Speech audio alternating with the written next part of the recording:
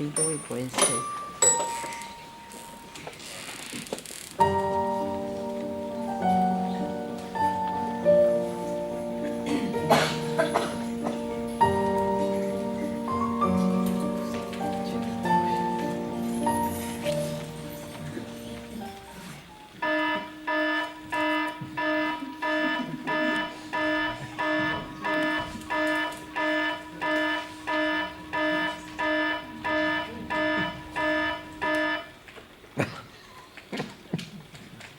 C'est tout drôle de le voir en blanc. Où suis-je? Là au jardin. Oui, vous avez raison. Je vais aller me reposer. Oui, j'ai des bagages, ils sont dans ma voiture, mais...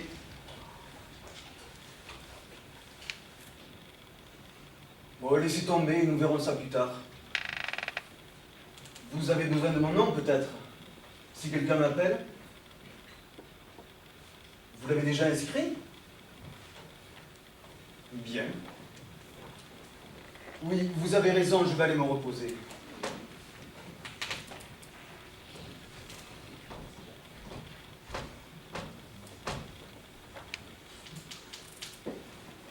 Je vous dis qu'il y a un nouveau. Mais non. Je n'ai rien entendu. Normal. Ne te sauve comme une batterie de cuisine. Pardon. Ah, vous voyez? Raphaël, quelqu'un vient d'arriver, n'est-ce pas? Ah, vous m'avez bien samedi. Vous l'appelez Raphaël, vous? Moi, je l'appelle Gabriel. Et il vous répond? Bah, naturellement. Donc, nous avons tous les deux raison. Naturellement pas. Gabriel, vous appelez-vous Raphaël ou Pourquoi ne supportez-vous pas que nous ayons tous les deux raison? Eh bien, parce que vous dites une chose et que j'en dis une autre. Bien. Eh bien, la vérité est forcément l'une ou l'autre chose, mais pas les deux. C'est Rémi. Bien ou bien. Ou bien vous avez raison et j'ai tort, ou bien j'ai raison et vous avez tort. Votre vérité ne peut donc tolérer la mienne. Naturellement. Je vois. C'est un peu comme une jeune femme. Ça ne se partage pas. Je n'ai jamais partagé la présidente avec qui que ce soit. Oh, je vous crois. D'autant plus que vous m'avez montré sa photo hier. Pardon? Vous m'avez montré sa photo hier.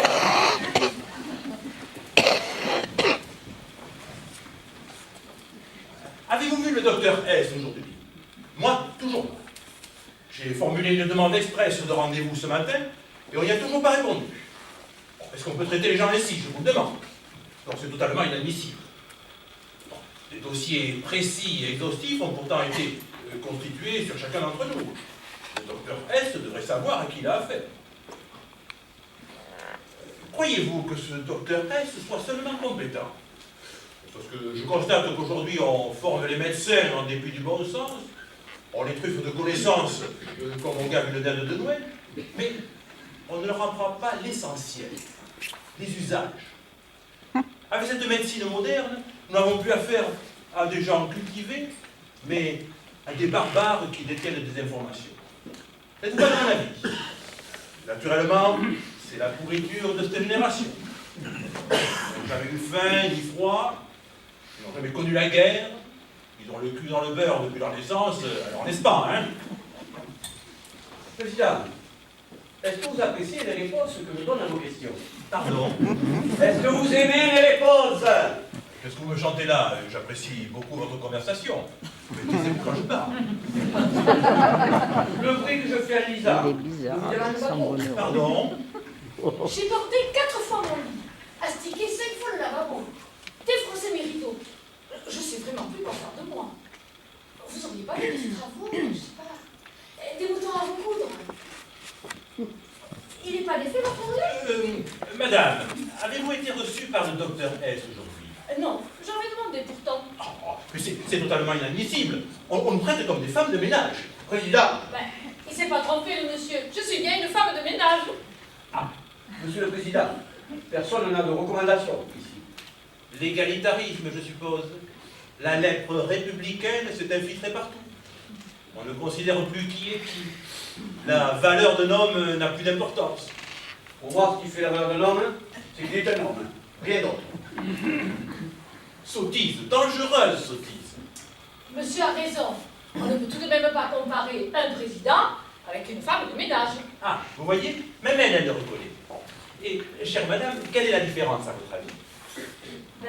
Si, j'insiste, pour À la instruire fin du mois. notre cher ami, et le docteur S, s'il nous entend, quel est, de votre point de vue, la différence entre un président et une femme de ménage?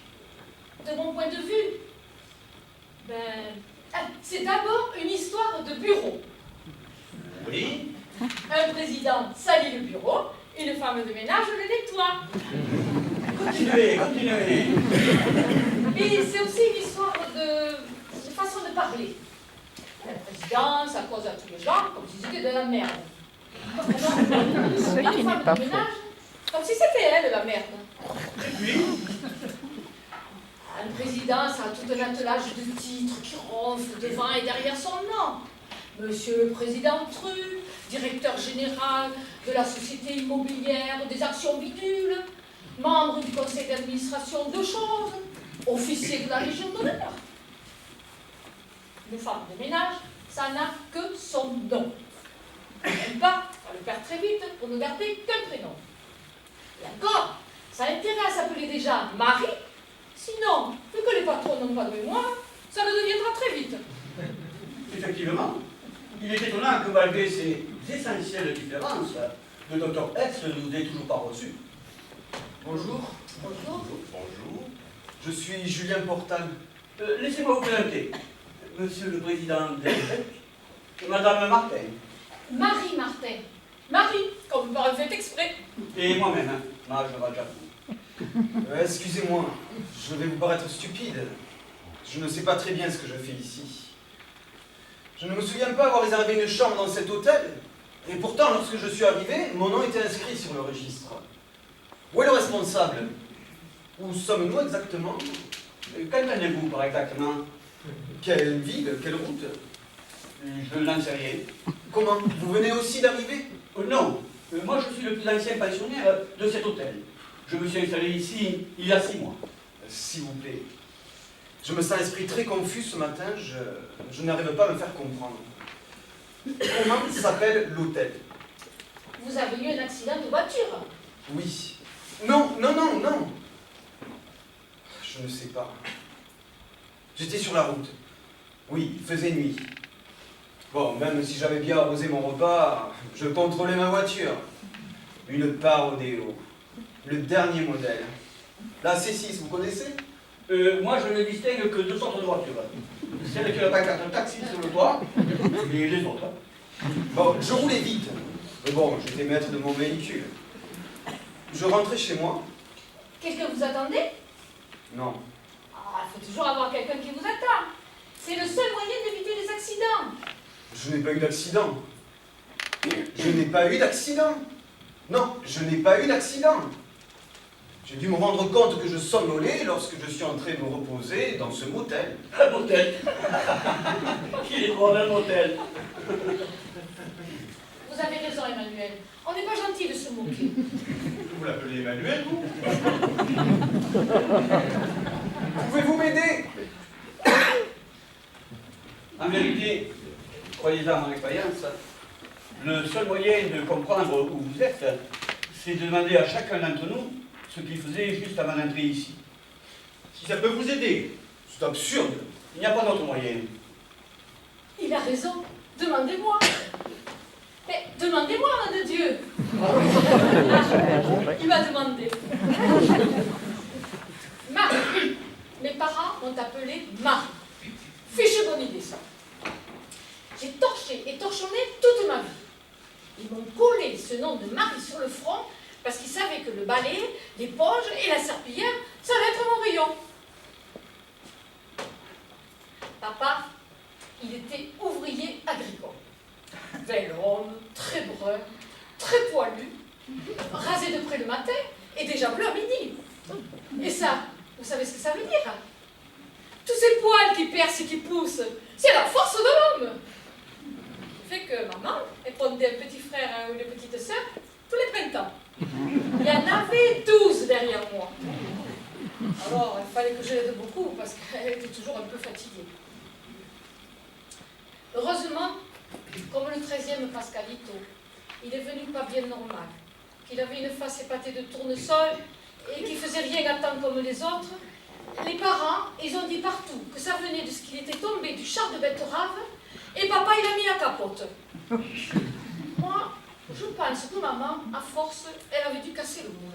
Raccourcissez, enfin, raccourcissez. Je sais pas faire. Vu qu'on me laisse jamais parler, quand par hasard je cause, je m'arrête plus. Bref, toujours est-il que je torchonnais du Château-Corps jusqu'au petit Rue et que j'avais même pas une seconde à moi pour rêver. Ce qui fait que, pour mes 18 ans, le premier gars qui m'a touché un peu la culotte au bal, je l'ai laissé me rouler dans sa vieille tôle et que j'ai quitté la maison pour aménager avec lui et ma petite. Je l'avais choisi parce qu'il ressemblait à papa. Question système pileux. Et papa, il travaillait lui et il pouvait nourrir tous ses enfants. Tandis que moi, le mien, il était bon à rien. Le poil, il avait aussi dans la main. Fainéant comme ça, normalement, c'est qu'on est bon. Là, c'était reparti. Il a fallu que je refasse des ménages pour le nourrir lui et les 2 autres après. J'ai eu que des filles. Je suis bonne qu'à ça. Et en retour, même pas un merci. Rien. Ni un câlin, ni un saute-moi dessus. Rien. Ça non plus, il n'avait pas le courage. Pourtant, c'est vrai que, même si c'est bâclé, ça fait que la femme se sent toujours une femme. Abrégé, enfin, abrégé. Je sais pas, je vous dis. On vous demande à la fin, pas le début. Il y a rien à raconter dans ma vie. Alors quand je la raconte, je raconte tout. Fallait pas me demander. Enfin, toujours est-il qu'un jour, il est parti chercher du tabac et puis qu'il n'est jamais revenu. Et que c'était pas plus mal comme ça. Sauf que ça m'a pas aidé à me sentir plus belle. Enfin, mes filles ont grandi. Je sais pas de qui elles tenaient ces 3-là. Peut-être de leur grand-père.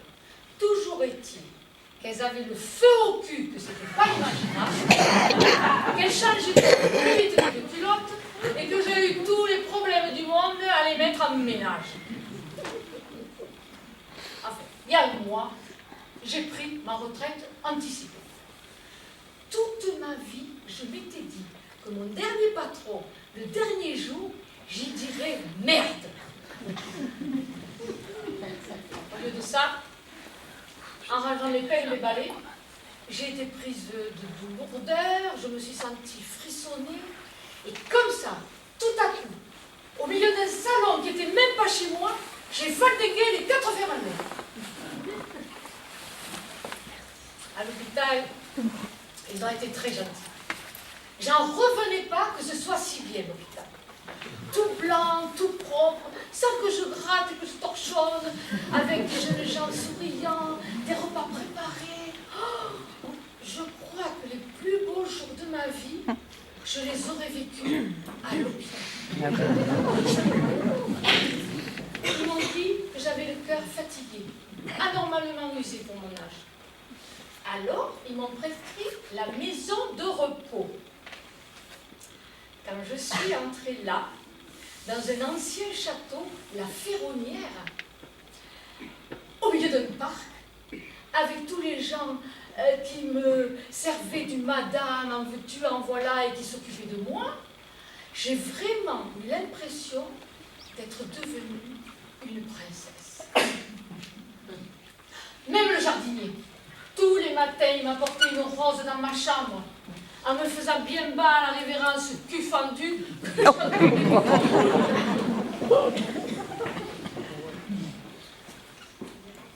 Hier, je suis descendue dans le grand escalier, en m'accrochant bien à la rampe. Je me suis dit qu'enfin, ici, j'étais bien, que j'allais pouvoir réfléchir à tout ce que je n'avais pas eu le temps de penser. La vie, la mort, Dieu, tout ça. J'ai eu le sentiment que j'avais les yeux et les poumons qui se dégageaient, qu'une nouvelle vie avait commencé. Ça vibrait autour de moi, comme si j'entendais la respiration des choses. Et là, je me suis dit, ça doit être ça, être heureuse. Et voilà. Et v'là, J'ai refait une attaque. mais depuis, Et je suis là. c'est une clinique ici. Ce n'est pas un hôtel. Attendez. À vous, cher président. Je serai bref. Mon dernier souvenir avant de me retrouver ici remonte à avant-hier. Je sortais de chez moi comme chaque matin, habitant pétant. Je pousse la grille du jardin et là, j'aperçois un cycliste qui roulait sur le trottoir. C'était un jeune naturel. Il a agité le grelot ridicule de son vélo. Je pensais, ce petit crétin va s'arrêter. Il n'a pas le droit de rouler sur le trottoir. J'ai fait 2 pas et là, je me suis senti soudainement soulevé et projeté contre un banc. Et là, j'ai senti mon crâne qui heurtait l'angle de la pierre. Voilà. Il venait de la gauche? Naturellement. Vous êtes une victime du règlement. J'ai toujours respecté toutes les lois. C'est ce petit décérébré sur pédale qui ne les a pas suivies. Bon, et vous? Comment j'avais dit? Où sont les médecins et les infirmiers? Pourquoi nos chambres ne sont-elles pas équipées d'appareils pour les soins? Nous ne nous trouvons pas dans l'hôpital. Bon, en fait, nous ne sommes pas aux urgences. Ah non. Réfléchissez. Dans quel couloir êtes-vous? Le couloir A ou le couloir V? Celui-ci, là? Le couloir B? Alors, vous n'avez pas eu d'accident. Mais naturellement, je n'ai pas eu d'accident. C'est ce que je vous disais.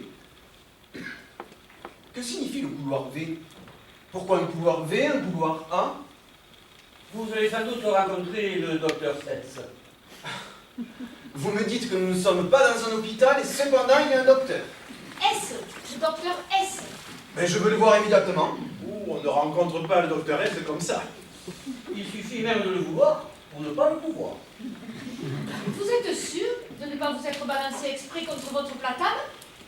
Quelle platane? De quoi parlez-vous? Vraiment? Après tout ce que nous nous sommes dit, vous ne comprenez pas. Accident de la route? Arrêt cardiaque? Comment? Vous ne faites pas le rapprochement entre nos derniers souvenirs? Vous voulez dire que nos derniers souvenirs sont malheureusement tous des derniers souvenirs. c'est ici? Nous sommes morts. Morts? Mort? Je suis mort? Mais répondez, nom de Dieu! Je suis mort et ça vous fait rigoler? Remarquez que si vous êtes mort, nous le sommes aussi. Ah, je suis tombé chez des fous. Je ne reste pas une seconde de plus ici. Il va encore y avoir de la casse. Hein? Bon, je veux sortir. On ne peut pas appeler cet ascenseur. Très bien, je prendrai l'escalier de service. Il n'y en a pas. Vous êtes fous enfermés, vous. C'est fait. Il est toujours à l'intervalle que je pique des fous rires. Je le trouverai. Il doit essayer. Mais c'est normal qu'il n'y croit pas, il s'est pas vu partir. Oh, ma première nuit ici, j'ai essayé de creuser le sol de ma chambre. C'est scandaleux. Pas d'issue. Et des fenêtres opaques qui ne s'ouvrent pas. Bon, si vous m'indiquez pas la sortie immédiatement, je vais briser les vitres et je me jette de l'étage. Naturellement. Je vous avais dit qu'il y aura de la casse. Ah! J'aime pas qu'on me casse. Ah, ça me fend le cœur. Tous ces pauvres objets qui n'y sont pour rien. Quelle importance, hein? Ça doit être une déformation professionnelle. Dans le ménage, on est tellement habitué à rester seul dans les maisons et à prendre soin des choses qu'on finit même par leur parler. Quand on frotte l'argenterie, on pense qu'on lui fait la toilette. Quand on met de la cire sur une table, on a l'impression de la nourrir. Quand on casse, on a l'impression d'avoir fait mal à une personne. On bredouille, on s'excuse, on porte les débris à la poubelle en se sentant coupable. C'est insensé. Les vitres ont résisté. Je me trouve en prison ou quoi? Cet endroit n'est pas réel. C'est pas vrai, je ne suis pas mort. Je ne suis pas mort. Vous n'êtes pas entré ici de votre plein gré. Vous n'en sortirez pas de votre plein gré. Alors, Il commence à réaliser. Pourtant, je suis vivant. Bien vivant. oh, dans votre vie, vous avez connu une situation bien plus étrange. La nuit, dans vos rêves, vous êtes vivant. Vous avez un corps. Vous vous baignez dans une eau bleue. Et pourtant, vous êtes nu dans votre lit. Mais je vis.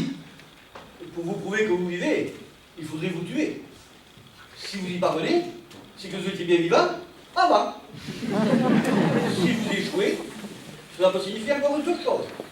Soit que vous êtes déjà mort, soit que vous êtes immortel. Oh, je deviens fou. C'est aussi une solution. C'est une solution. Ah, le docteur S va venir. Ah, j'avais pris rendez-vous.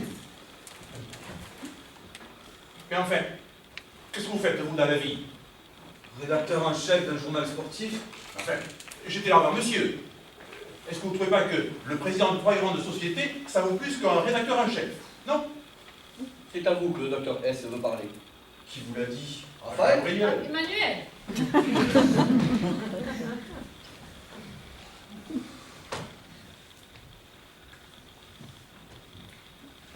Julien Portal? Oui. Bonjour. Je suis le docteur S. Avez-vous peur? Un peu. Avez-vous compris où vous vous trouvez? Dites-moi que ce n'est pas vrai. À 200 à l'heure, vous êtes sorti de la route pour percuter un arbre. Je n'en ai aucun souvenir. Naturellement, vous dormiez. Laissez-moi consulter votre dossier. Un arbre. J'ai fini écrasé contre un arbre. Heureusement que j'étais seul. Un bon point pour vous. Je ne vous imaginais pas comme ça. C'est-à-dire Belle. 40 ans, né d'une famille aisée, bonnes études, pas de grosses opérations chirurgicales et aucune maladie grave. Je suis un mort en bonne santé. Diverses tentatives professionnelles, une certaine instabilité vous fait quitter vos places au bout de 2 ans, pas marié. Vous m'acceptez quand même? Je ne vous juge pas, je fais votre bilan. Si j'avais pu imaginer que maman aurait d'aussi beaux yeux. Vous essayez de me séduire. Qu'est-ce qu'on gagne? Qu'est-ce qu'on perd? Ne prenez pas ces manières avec moi. Votre dossier mentionne que vous avez couru frénétiquement les femmes. Elle court vite. Vous encore plus. Vous couriez derrière et puis devant une fois que vous les aviez eues. Vous les avez toutes abandonnées. Est-on coupable de se rendre très vite compte qu'un couple n'a pas d'avenir? Rapide en tout, Je ne suis jamais tombé sur la femme qui m'aurait rendu fidèle. comme si cela dépendait d'elle. J'ai beaucoup fait jouir, j'ai beaucoup fait pleurer. C'est le même lot. La plupart des femmes que j'ai rencontrées ne voulaient pas l'amour, mais des histoires d'amour. Mais de quoi parlons-nous là? Vous n'allez pas me noter. Vous n'allez pas me faire croire que ça existe, cette vieille légende là, de paradis, d'enfer, des âmes qu'on baise et du jugement dernier. Je refuse que vous me condamniez. Je suis déjà mort. Est-ce que ce n'est pas suffisant? Vous vous trompez complètement. D'abord, je suis le docteur S. Ensuite, vous n'êtes pas mort. Quoi? Naturellement. Je suis vivant. Je le savais bien, je suis vivant. Je suis vivant, je le savais. Je le savais. Je n'ai pas dit cela non plus. Quoi? Que vous étiez vivant. Non, écoutez. Je ne veux même plus essayer de comprendre ce qu'on raconte ici. Puisque je tiens debout, je peux partir. Cela ne dépend pas de vous. Vous comptez m'en empêcher? Ni de moi. Écoutez, docteur machin chose, là. Je ne sais pas très bien comment je suis arrivé dans votre clinique. Sans doute ai-je dû m'endormir au volant, me planter dans un arbre, perdre connaissance le temps qu'on me transporte ici. Mais maintenant, je me sens tout à fait bien. Et je n'ai aucun besoin de vous. Je vous tire ma révérence. Salut. Bon, et dites à cet ascenseur de venir, là. Tenez-vous à recommencer votre parcours. L'ascenseur, les escaliers introuvables, les vitres qui ne se brisent pas. Mais c'est insensé! Je me trouve en prison ou quoi? Non, vous êtes en danger, Julien. En grave danger. Nous devons parler, vous allez comprendre.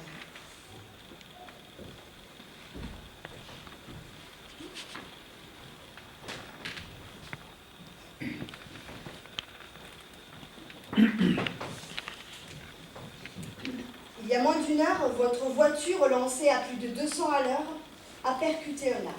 Je préfère ne pas vous décrire l'état de la carrosserie dont vous étiez si fier. Je préfère ne pas non plus vous décrire votre état. Qu'est-ce que vous racontez? Une ambulance vient de vous emmener.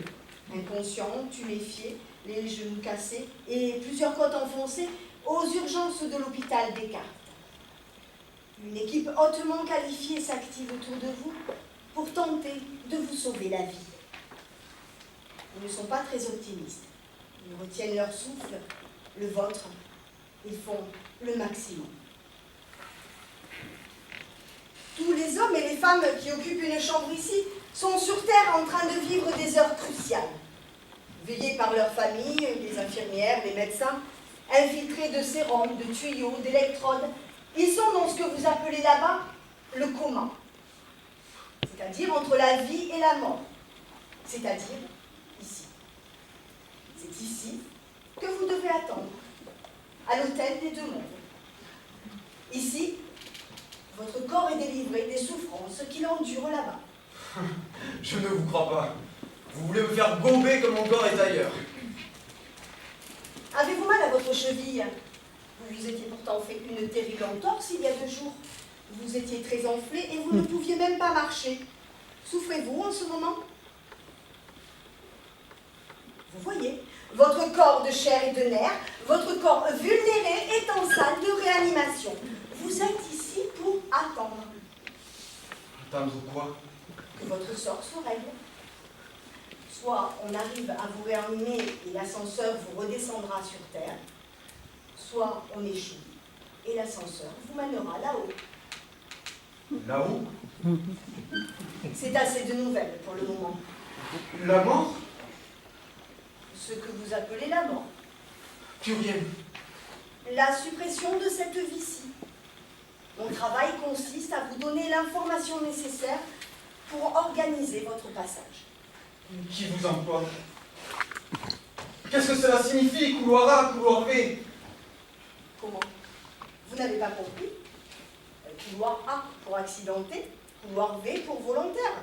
Autrement dit, les suicidés. Vous vous êtes trompé. Vous m'avez placé au couloir V. Je ne me suis pas suicidé, j'ai eu un accident. Ah bon? Je ne me suis pas jeté volontairement contre cet arbre. Ah bon? Monsieur Portal, non seulement tout à l'heure vous aviez de l'alcool dans le sang, mais cela fait des années que vous buvez. Oh, vous avez bien essayé d'autres drogues, hein, plus douces, plus violentes, plus rares, mais l'alcool a toujours été ce qui vous a le mieux permis de vous fuir. Vos affaires étaient en train de s'écrouler, votre journal périclité, et vous vous en fichiez éperdument. Votre comportement semblait de plus en plus aberrant aux yeux de vos collaborateurs. Depuis des mois, vous aviez largué toutes les amarres et vous filiez visiblement à votre perte. Alors, comprenez que le matin où on vous trouve plein comme une bouteille, écrasé à 200 à l'heure contre un platane, on conclut que c'est un suicide. Un suicide long et programmé depuis longtemps. Le long suicide? Moi? Oui, l'alcool, le suicide des lâches. Maintenant, je vous prie de m'excuser, mais je n'ai pas que vous comme patient.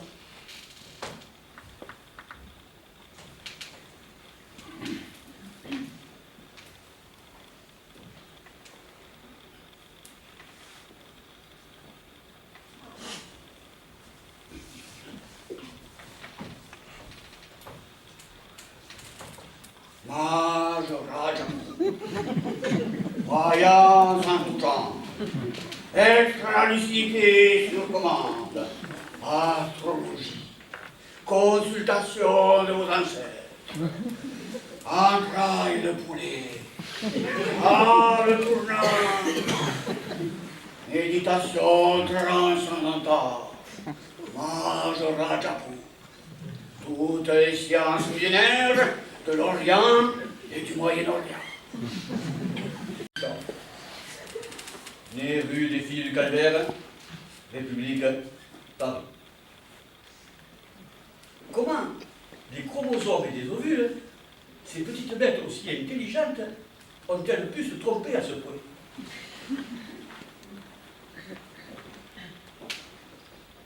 Voulez-vous que je vous lise l'avenir?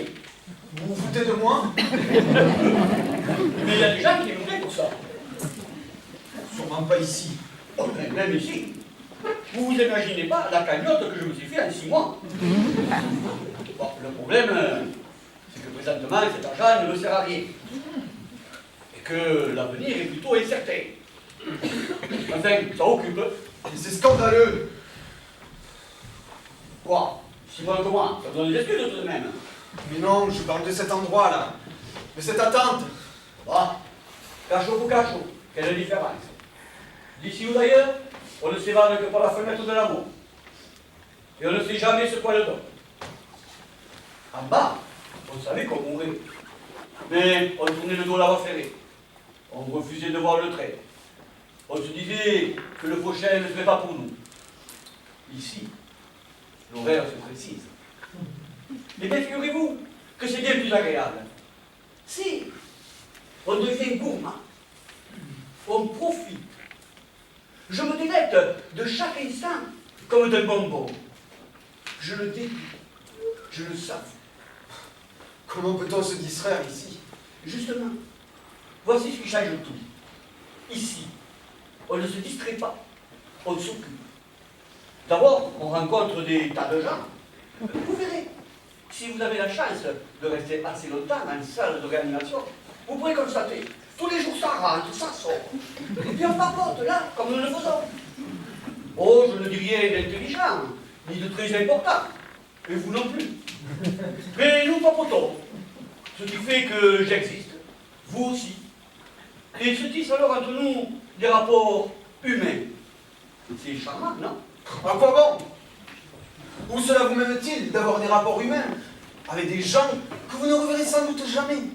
Si vous ne vous intéressez qu'aux choses qui durent, allez donc parler aux pierres, aux roches, aux montagnes. Mais je doute, si elles sont aussi intelligentes que vous, qu'elles vous adressent seulement la parole. Touché. Ah. Vous voyez comme la vie peut être amusante? Pardon. Comme le coma peut être gai. Je suis déprimé. J'ai toujours été déprimé. Un enfant gâté peut-être. Pourquoi doutez-vous cela? Vous n'êtes pas franchement laid. Vous ne me paraissez pas très pauvre. Un enfant qui s'ennuie au milieu des jouets qu'on lui a donnés. Vous me méprisez? Oh, pas du tout, non. Je suis même ravi que les riches aient aussi des problèmes. Ne comptez pas vous faire pitié. Le manque d'appétit, c'est peut-être le pire des mots. N'être repu. Avoir la bouche pleine avant d'avoir crié. Recevoir des baisers avant de les avoir demandés. Dépenser de l'argent avant de l'avoir gagné. Ça ne rend pas très combatif. Pour nous, les mal partis, ce qui nous rend le monde appétissant, c'est qu'il est rempli de choses que nous n'avons pas. La vie est belle parce qu'elle est au-dessus de nos moyens. Vous m'avez compris? Par contre, ce que vous n'avez pas compris, pour vous, pour nous, les ventres pleins comme les ventres vides, la vie est toujours au-dessus de nos moyens. Pardon? Parce qu'elle ne nous appartient pas. Il faut qu'on me la retire pour que j'en voie le prix. Ça a toujours été le problème du paradis. Paradis, ça n'est écrit qu'à faire la pancarte. Sorte. Non, non, non, non, c'est pas possible. J'ai vraiment un grelot à la place du cerveau. Depuis ce matin, je me dis qu'il serait temps que je pense à des choses profondes, importantes. Au lieu de ça, je fais une fixette sur le mur de ma chambre qui a une tâche que j'arrive pas à faire partir. Est-ce qu'ici tout le monde est aussi con que moi? Ça se discute. C'est bien que j'ai le crâne trop étroit pour y laisser rentrer de grandes pensées. Mais tout de même, j'aurais préféré l'avoir carrément plus obtus. Voyez? Être stupide à ne pas m'en rendre compte. J'ai une sœur comme ça. Bête à ce point, normalement, ça ne parle même pas, ça bouffe du fouet.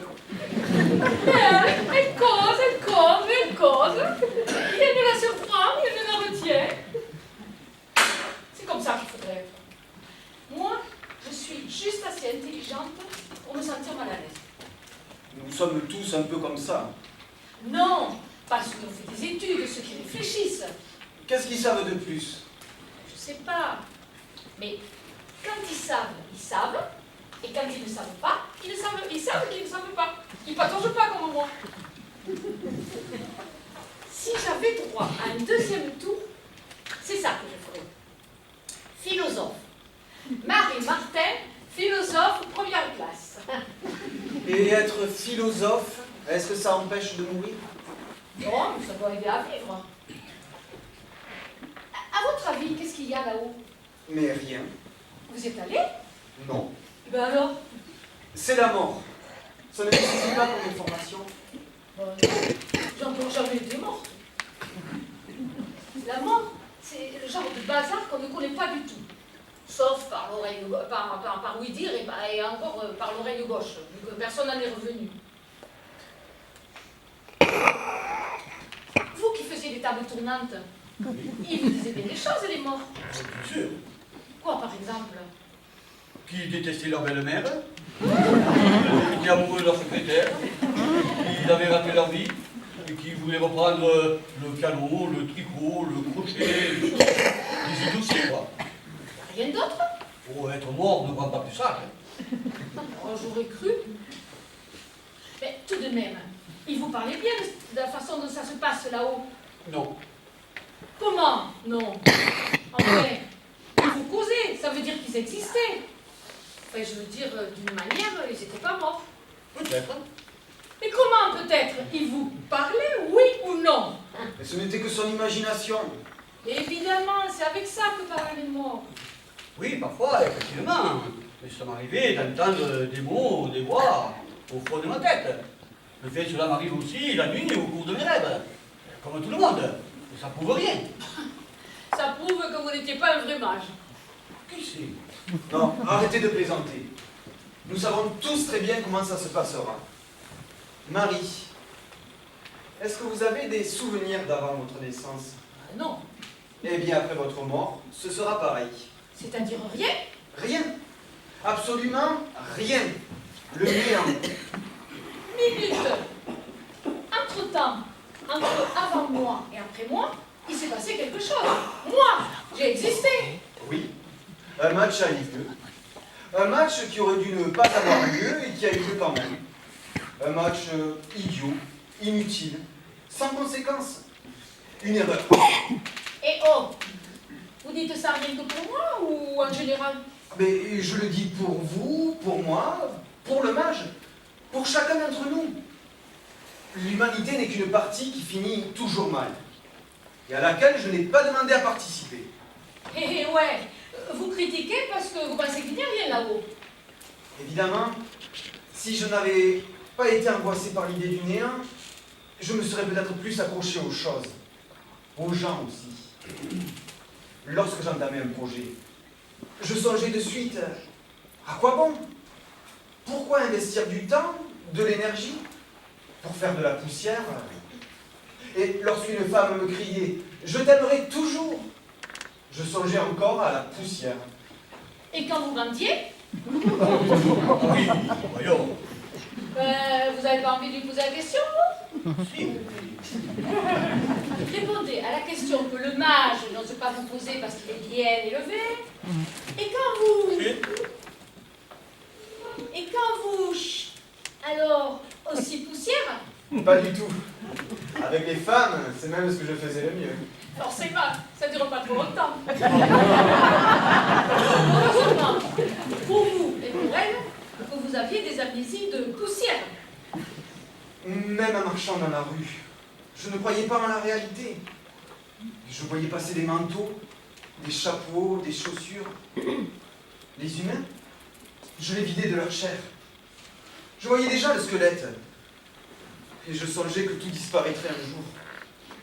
J'avais une main à l'intérieur de moi qui me retenait d'entrer dans la vie. C'était l'idée de la mort. Si l'on m'avait certifié qu'il y a une vie après la vie, j'aurais changé. Enfin, sûrement. C'est étrange. Ce qui vous empêchait d'apprécier la vie, c'était de penser qu'elle se terminait? Oui. Mon pauvre monsieur. C'est triste d'avoir faux partout. En fait, vous faisiez une mauvaise idée de la vie que vous connaissiez à cause de la mort que vous ne connaissiez pas. L'ombre faisait de l'ombre à la lumière.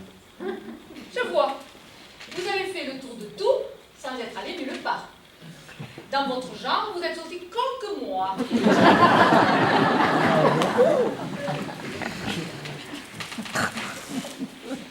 Peut-être qu'il y a un jardin là-haut, comme on nous apprenait quand on était petit, avec des arbres, des fleurs. Moi, j'aimerais un jardin.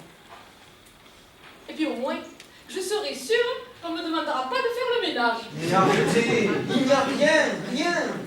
Nous savons tous que la mort est une fin. Ah oui, alors dites, monsieur, je sais tout. Vous aviez prévu que vous retrouveriez ici un jour? Vu le temps que vous avez mis à le comprendre tout à l'heure, soit vous aviez oublié, soit c'était bien limité. J'imagine que tout le monde a été reçu par le docteur S, à part moi. Monsieur le Président, personne ne lui a parlé, sinon le nouveau venu, ce qui fut le cas de chacun d'entre nous. L'égalité, mon cher, l'égalité. Cela signifie que nous sommes tous traités de la même manière. Non pas qu'il y ait un complot tramé contre vous. J'ai quitté ma chambre, je ne supporte plus leur conversation. À qui? À Madame la Présidente et mes fils. Comment? Il se trouve ici avec vous? Lorsque les pensionnaires retournent dans leur chambre, ils peuvent entendre ce qui se dit en bas, à l'hôpital, autour de leur lit. Il suffit pour cela de se mettre les mains sur les oreilles pour écouter. Vous avez de la chance d'avoir toute votre famille autour de vous. Oh, pour entendre ce que j'entends, Mais de quoi parle-t-il? d'argent, quoi d'autre. Tout le monde, Vous leur laissez des biens? naturellement, pour qui prenez-vous? Moi, je ne serai pas la plus riche du cimetière. Ah mais moi non plus, hein. J'ai tout bouffé. Moi j'ai tout bu. Je ne supportais pas la vue d'un portefeuille plein. J'ai pensé. Je n'avais pas la mentalité à devenir riche. Fallait-moi assez crocher. Pourtant, vous êtes malhonnête. Généralement, on s'enrichit quand on est malhonnête. Ça, vous le savez mieux que moi. Je lis la presse, monsieur le président Delbecq. Je n'ai pas oublié l'affaire des fausses factures Delbecq, Pure calomnie. ni l'étrange attribution des marchés Delbecq. Agropolitique. Et puis, je n'accepte pas d'être tancé par un devin de fête foraine. Chez moi, la malhonnêteté est gravée sur ma plaque. Une profession de foi loyale, irréprochable. Imaginez-vous tout d'un coup que je dise la vérité.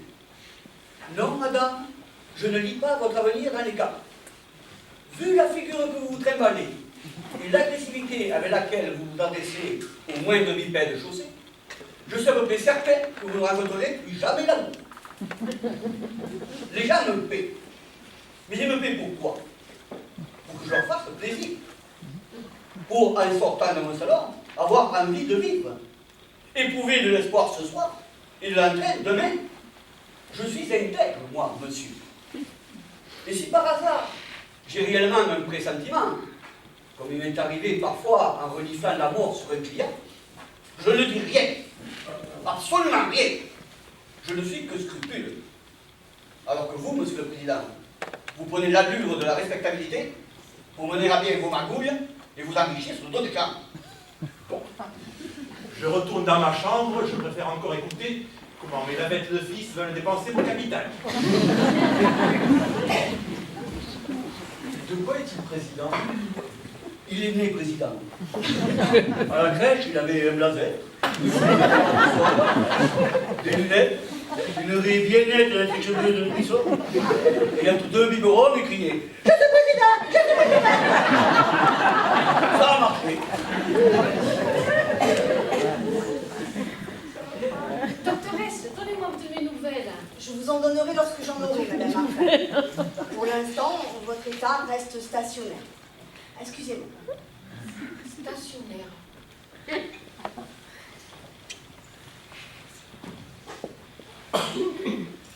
Stationnaire. Ça veut dire que je ne bouge pas. Je fais la planche lardée de pipip et de tuyaux. Je rôtis lentement. Je me maintiens dans le pire. Alors, courage. Regardez-moi. Ça fait 6 mois. 6 mois 6 mois comme ça? Ah non, non, non, je tiendrai pas. Il faudra qu'on me débranche. C'est pas bon que je reste plus longtemps à attendre. Je suis pas bonne à réfléchir. Il faut que je les mains occupées. C'est ça qui me remplit le cerveau. Et quand j'ai rien à faire, j'ai peur. De quoi? Je sais pas. Je me sens en faute. Est-ce que j'ai le droit de rien foutre comme ça, je me dis? Vous ne vous aidez pas? Vous connaissez quelqu'un qui s'aime, vous? Non. Non. Je suis sûr que vous avez donné beaucoup d'amour à vos filles. Ben, naturellement. C'est dans la nature, ces choses-là. Et puis, j'aurais pu en donner plus, s'il y avait eu plus de monde qui en avait voulu. Ça vient de moi aussi. Je suis meilleure avec les petits qu'avec les grands. Ces petits bouts de chou roses, avec leur bouche rigolarde et leurs grands yeux qui vous dévorent d'amour. Mais je sais toujours quoi leur dire, comment leur faire plaisir. Avec les grands, je suis pétrifiée. Je ne sais plus. Et puis, j'ai l'impression qu'ils vont se rendre compte. De quoi? Je ne suis pas bien intéressante. Oh, qui vous a dit que vous n'étiez pas bien intéressante? Personne, mais personne ne m'a dit le contraire non plus. C'est surtout ça qui m'a manqué. Petite gentillesse par-ci, par-là. On ne peut pas dire que j'ai poussé au compliment. Non, non, non, attendez, il faut absolument que j'arrête ça. Ils veulent vendre, tout vendre. Et alors? Ben, ce n'est absolument pas le moment. Le marché des primes, la bourse au plus bas, vont me faire perdre de l'argent. Il faut absolument que je téléphone à maman. Bon, j'exige de parler au docteur S. Vous entendez? Je l'exige. Ce sont des pensées sublimes comme celle-ci que vous voudriez avoir? C'est pas parce que mon sang coule dans les veines de ces petits crétins énormes et prétentieux que je vais les laisser dilapider mon capital. D'ailleurs, qu'est-ce qui me prouve que sont bien mes fils? Ils sont cons. Très cons. Ah oui.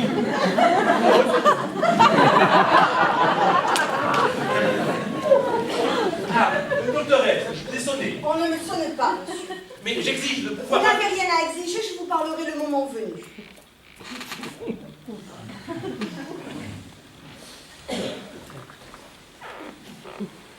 Vous devriez interroger le président.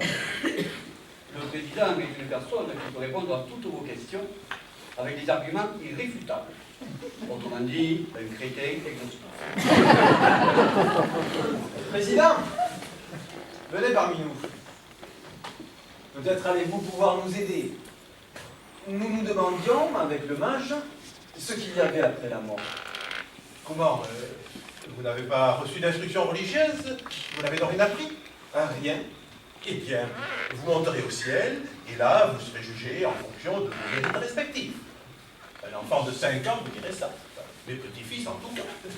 Et vous ne craignez pas ce moment-là? Ah, mais je m'y suis préparé, Vous avez la conscience sans tache? naturellement. Et vos petites magouilles d'argent, vous ne trouvez pas que là-haut, au moment du jugement, Et encore, faudrait-il les prouver. écoutez, le secret bancaire suisse ou luxembourgeois, je ne pense pas qu'il soit bien respecté là-haut. 40 ans de magouilles, de trafic, Mais qu'a dit? Vous vous pardonnez? il se pardonne. Pardonnera. J'ai longtemps cru que les gens qui se confessaient développaient une grande conscience morale. Au lieu de cela, je m'aperçois que certains se confessent comme on vomit, pour se décharger et puis recommencer. Que se passe-t-il? Le de nous va partir. Mais où, en haut ou en bas? Ça le sait que dans les moments, dans l'ascenseur. Voulez-vous bien me laisser seule? Madame Martin, voulez-vous bien rester avec moi? C'est mon tour. De bonnes nouvelles, j'espère. Je ne peux pas vous le dire. Pas de nouvelles, bonnes nouvelles. Je vais vous conduire à l'ascenseur. Oui, il faut m'aider parce que j'ai le cœur fragile. C'est amusant, n'est-ce pas? D'avoir le cœur si fatigué. C'est la seule chose dont je ne me suis pas vraiment servie dans ma vie.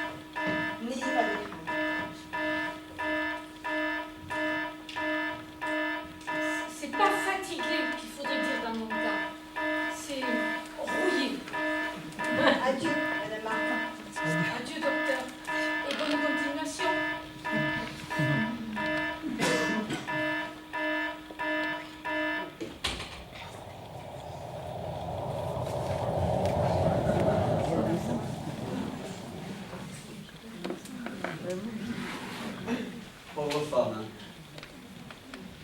Vous qui êtes là depuis longtemps, quand la journée commence ainsi, la commence à partir vers le haut. Ah, tant mieux.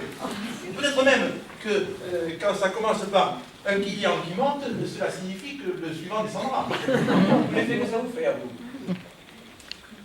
Vous me faites penser à ma tante Zoé, qui tout le matin lisait avec délectation les décès dans le journal.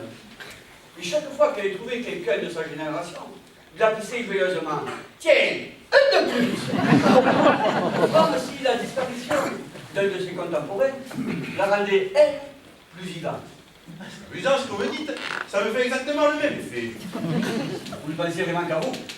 Naturellement, à qui d'autre? Cher ami, j'ai trouvé l'homme qui s'aime. Je ne tiendrai pas ici. Quelqu'un arrive. Oh, nouveau, quelle chance! Restez ici, je vais chercher son dossier.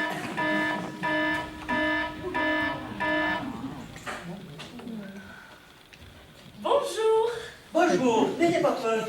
Mais pourquoi voulez-vous que j'ai peur? Je vous présente Julien. Et monsieur le président, président Delbecq. Pardon? Président Delbecq. Et moi-même, Marjorie Jacques. Je suis ravie d'être ici. Où croyez-vous être malheureuse?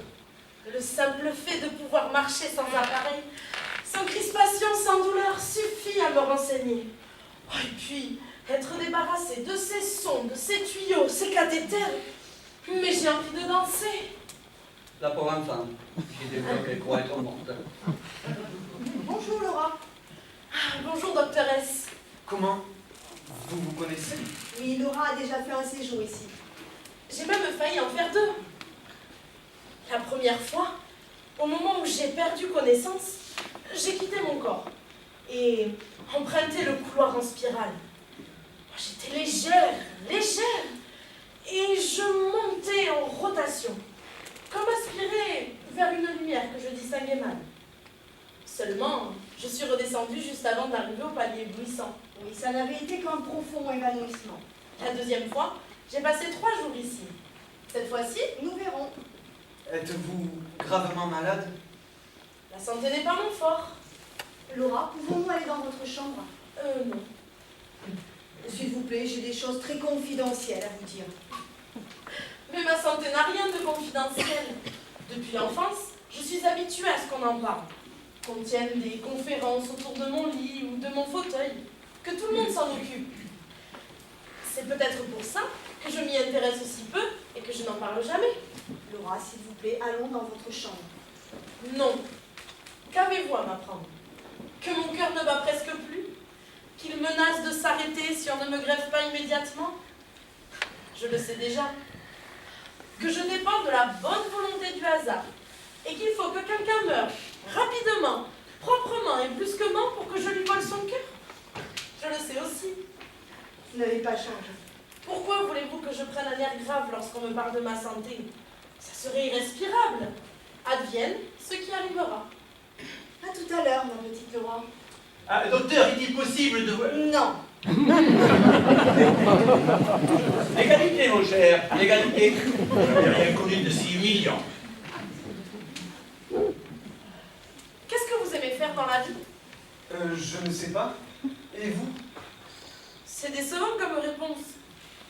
Je suis un homme décevant. Qu'est-ce que vous faisiez avant que j'arrive? Comme d'habitude, on disait du mal les uns des autres. On montait un peu pour se faire les dents. On continue? Vous ne voulez pas commencer pour bien dire du mal de vous. J'ai une idée. Dites. Vous allez être choqués. Oh, dites. Bon.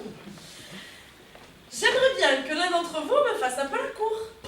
Ridicule. Vous ne voulez pas? Juste pour rire. Vous comprenez, à cause de ma santé, les garçons n'ont jamais été entreprenants avec moi. Mais alors qu'ici, puisque rien n'est réel, puisque rien ne dure, vous pourriez peut-être faire semblant. Semblant de quoi? Moi, je fais semblant d'être normale. Regarde, je bougeais, tournais sur moi, dansais, et vous,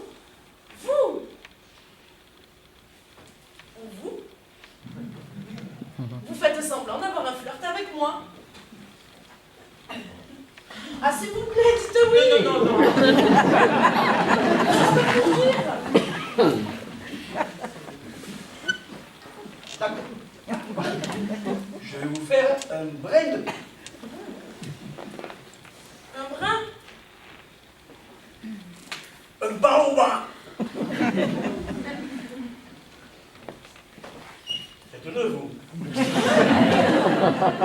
J'ai l'impression qu'elle préférerait un brin de votre cours à mon baobab. Ne comptez pas sur moi.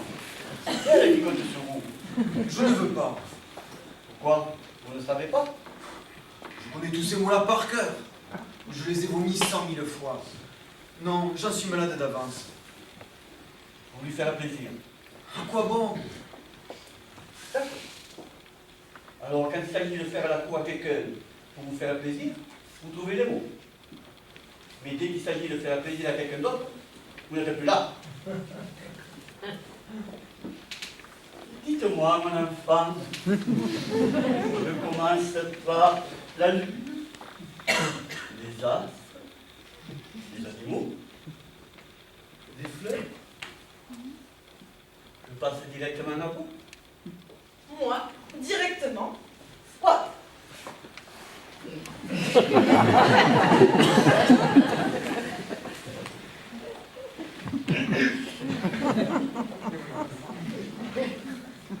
Oh, comme vous l'animez bien.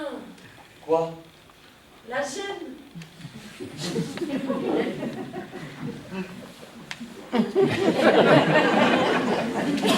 Ah oui, c'est bien. Je ne fais pas semblant. C'est bien. Je ne fais pas semblant. Oui. C'est totalement grisant. Vous savez, pour moi, c'est la première fois. Encore. Vous êtes très jolie, mademoiselle. Oh, mais vous aussi, vous êtes jolie. Quoi?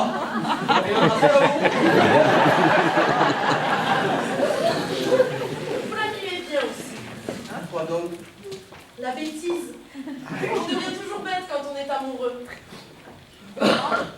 Messieurs, j'aimerais que vous me laissiez seule. Ah, c'est totalement hors de question. Le mage vient de me demander un mariage. N'est-ce pas?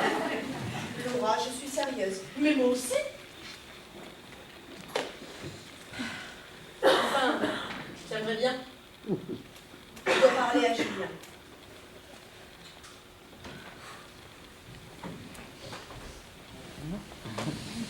Vous avez bien fait de refuser ce jeu. Sur Terre, je serais sans doute tombée folle amoureuse de vous.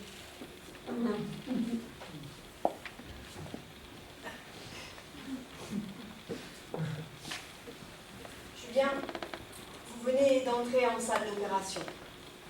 L'équipe médicale a détecté plusieurs hémorragies internes. Je vais m'en remettre. Il faut tout pour. Vous passez un moment très difficile. Pourquoi me dites-vous cela? Comment? C'est tout? C'est assez, non?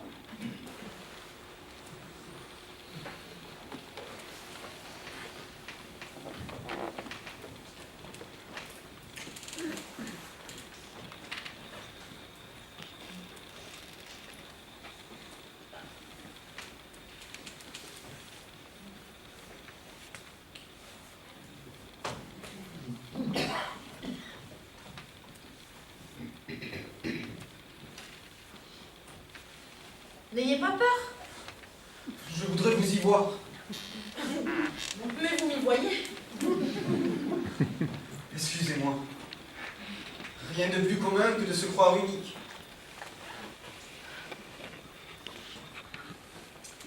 Si vous étiez obligé de voyager dans une malle, préféreriez-vous que la malle soit piquée de clous ou garni de satin. Satin. Alors n'ayez pas peur, puisque de toute façon, vous ne savez pas ce qui va vous arriver. Préférez le satin au clou. Soyez confiants. Avez-vous une idée de ce qu'il y a au-dessus? J'ai de l'espoir. Comment peut-on être aussi optimiste? Quand on ne peut pas faire autrement. Je me suis habituée à mettre de l'énergie partout. Sûrement parce que je n'en ai pas dans mes muscles. J'aime la vie d'un amour, non réciproque, mais d'amour fou. J'aime la mort aussi. Vous devez plaire aux hommes. Non. Je leur fais peur aux hommes. On ne peut pas imaginer qu'un garçon sérieux tombe amoureux de moi. Tout le monde sait que je n'en ai pas pour longtemps à vivre. Tout le monde sait que je ne pourrai sans doute pas porter d'enfant, ni le mettre au monde. Sur Terre, je suis un simulacre de femme, un fantôme. Je n'offre pas d'avenir. Là-bas, ils vivent comme s'ils étaient immortels. Ils n'aiment pas, ils investissent. Je ne vous crois pas. Un jeune homme, une fois, m'a fait la cour. Il me téléphonait, il me rendait visite, il m'envoyait des fleurs. Il me disait que j'étais la femme la plus importante de sa vie. J'ai presque failli le croire. Puis une amie m'a révélé son histoire. La sœur jumelle de ce garçon était morte de maladie quelques années auparavant. Il n'arrivait pas à en faire son deuil. Il voulait réparer. Vous comprenez? À travers moi, c'est à une autre qui s'adressait. J'étais transparente. J'ai refusé de le recevoir. Et le pire, c'est que ça le rendait très malheureux. Et maintenant? Il est marié avec une jeune femme normale, il attend un bébé et nage dans le bonheur. Son amour pour moi faisait simplement partie de son deuil. Je hais la pitié. Je ne veux pas la pitié. Je suis salie par la pitié. Croyez-vous que je sois trop orgueilleuse? Ah,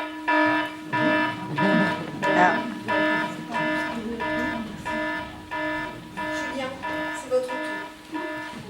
Moi? Venez vers l'ascenseur. Je vais mourir. Je suis persuadé que je vais mourir. J'ai peur. Ah, il ne faut pas. Moi, je n'ai jamais peur. J'ai peur, Laura. Parlez-moi. Qu'est-ce que vous voulez que je vous dise? Parlez-moi de vous. Vite, de vous. Dépêchez-vous, je n'ai plus qu'une minute. Où habitez-vous? Dans une grande maison au bord de la mer, avec des fenêtres aussi larges que l'horizon. Il y a une plage? Oui, longue, blanche et bleue. Ah, j'adore qu'on me promène longuement sur l'allée de la plage. Et puis, qu'aimez-vous faire? Rêver et écouter de la musique. Et en écoutant la musique, écouter le silence autour. Et puis, Lire. Oui, lire voracement. Pour vivre toutes ces vies que je ne vivrai pas. et puis, Il me semble que j'aimerais être amoureuse. oh, moi aussi. Vous êtes belle. Pourquoi me dites-vous ça? Parce que je le pense depuis que je vous ai vu. Mais que je m'étais pas donné la peine de vous le dire. Lorsque les portes de l'ascenseur vous ont laissé apparaître, je vous ai trouvé étonnante. Et étrange. Magnifique. Comme une perle. J'ai pensé, je ne suis pas beau. Mais quelle importance, puisqu'elle est belle pour deux. Taisez-vous.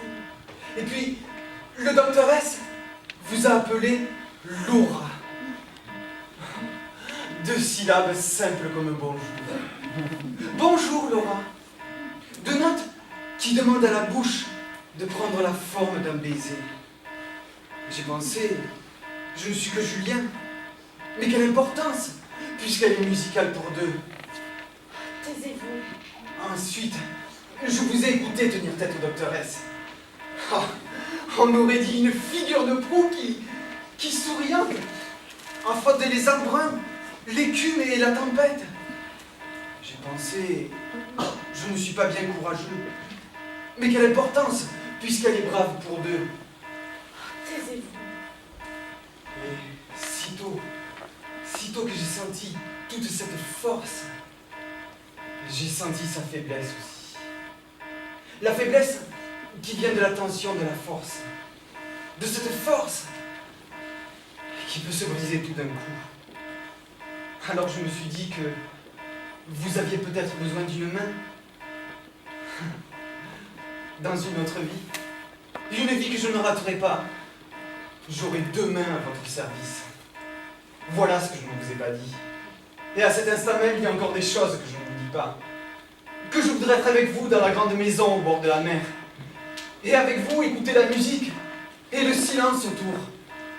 Et vous faire lire un peu moins. Pour vous faire vivre un peu plus. Taisez-vous. Parce que soudain, là en face de vous, je me sens pris d'une fièvre. Une fièvre fulgurante. Une fièvre qui me donne de l'appétit, de l'air, de l'enthousiasme. Une fièvre à soulever la terre, à vous broyer entre mes bras, à vous rendre vos jambes, à écarter la mort, C'est curieux. Je n'ai presque plus peur.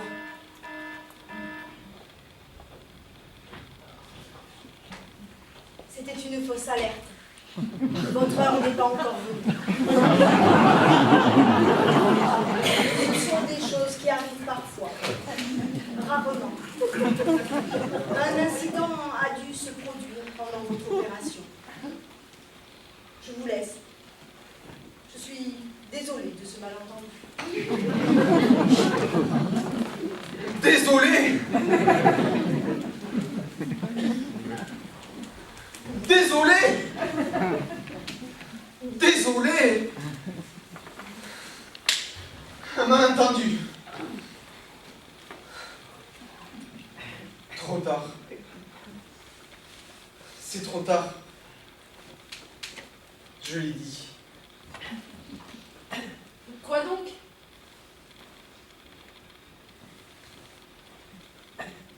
Que je t'aime. Non, tu n'as rien dit. Si. Si, je l'ai dit. Mais non, tu n'as parlé que de choses concrètes, ou de détails. Que tu voulais vivre dans une grande maison au bord de la mer. Écouter la musique, écouter le silence. Non. Si. Ces mots-là, mes lèvres les ont prononcés 100 fois toutes seules. Mais là, pour la première fois, je les ai sentis passer. Ça brûle. Mais non, tu ne l'as pas dit. Si, je l'ai dit. Je te le dis.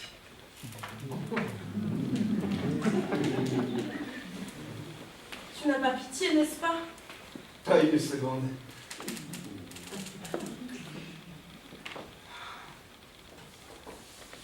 C'est injuste.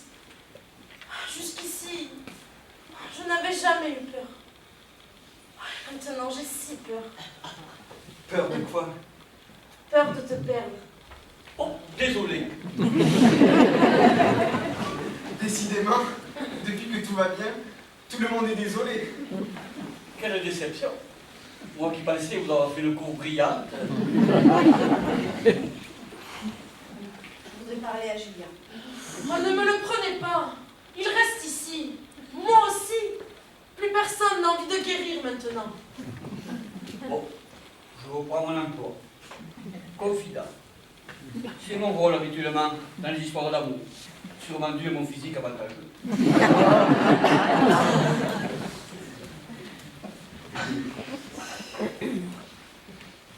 Julien, je sais ce qui s'est passé. Pendant un instant, vous avez failli sortir du coma. Oui, c'est bien ce qui s'est passé. Le brouillard s'est dissipé. Et Laura, Le peut rien dire. Qu'en pense-t-il là-bas? Il faut qu'on trouve un cœur à lui greffer, c'est la dernière solution. Y a-t-il une chance? Chance, c'est le mot. Il faut que quelqu'un meure pour qu'elle vive. Quelqu'un qu'on amène à l'hôpital Saint-Louis, et cela dans les heures qui viennent. Et vous ne savez pas? Je ne sais jamais qui va mourir maintenant ou demain. Mais on vous informe. On? Mais oui! Dieu, le diable, ou le destin, que sais-je? Il y a bien un grand livre où tout est écrit. Qu'y a-t-il dans mon dossier?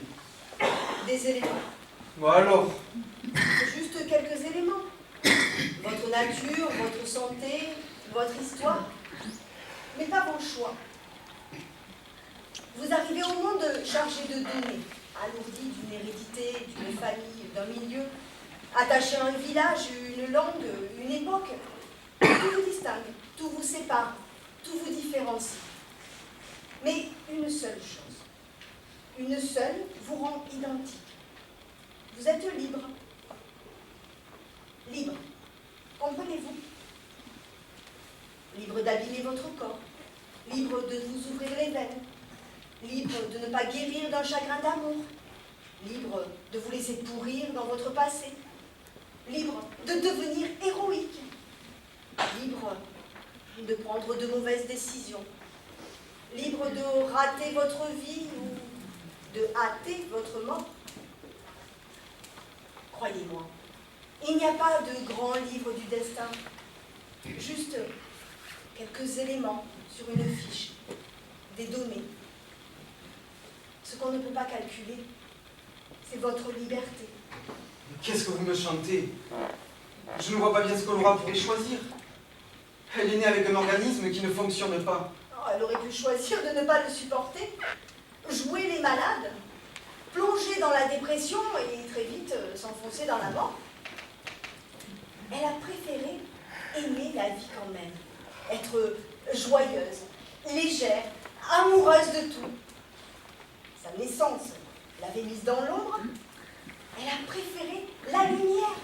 Toutes les personnes qui ont croisé Laura se souviennent d'elle comme d'un soleil. Je l'aime. Je l'avais compris.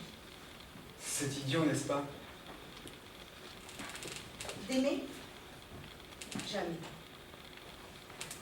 Par contre, vous devez, par honnêteté, vous demander si vous aimez réellement Laura, ou bien si vous n'en êtes tombé amoureux que parce que c'était impossible. Je vais la voir. Laissez-la moi quelques instants.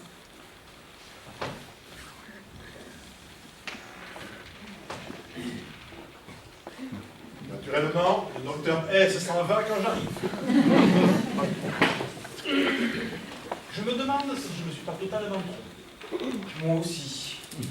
On parle, on croit à distribuer des bonnes cartes, et on reçoit brutalement le jeu en pleine figure. Oui. J'ai fait fausse route. Quoi? Même vous? Une épidémie de remise en question contamine l'hôtel. Mon jeune ami, il n'y a que les crétins qui ne changent pas d'avis, et croyez-moi, j'en ai bien connu. Oh, je n'en doute pas. Je n'aurais jamais dû déclarer au docteur S que je faisais partie du Panthers Club. Ce docteur a dû vouloir y entrer un jour, et mes collègues n'ont pas accepté ce petit professeur d'une clinique de banlieue. Depuis que j'ai prononcé le mot Panthers Club, il me regarde de travers. Non, il me fait payer son échec. Monsieur le Président, soyez sérieux. Croyez-vous réellement qu'on se soucie du Panthers Club ici? Bah, naturellement. Tout le monde voudrait entrer au Panthers Club. Je ne connais personne qui n'ait fait des pieds et des mains pour entrer au Panthers Club. Monsieur le Président, je n'ai jamais rêvé d'entrer au Panthers Club. Ah? Jamais. Et je n'en rêverai jamais. J'y suis.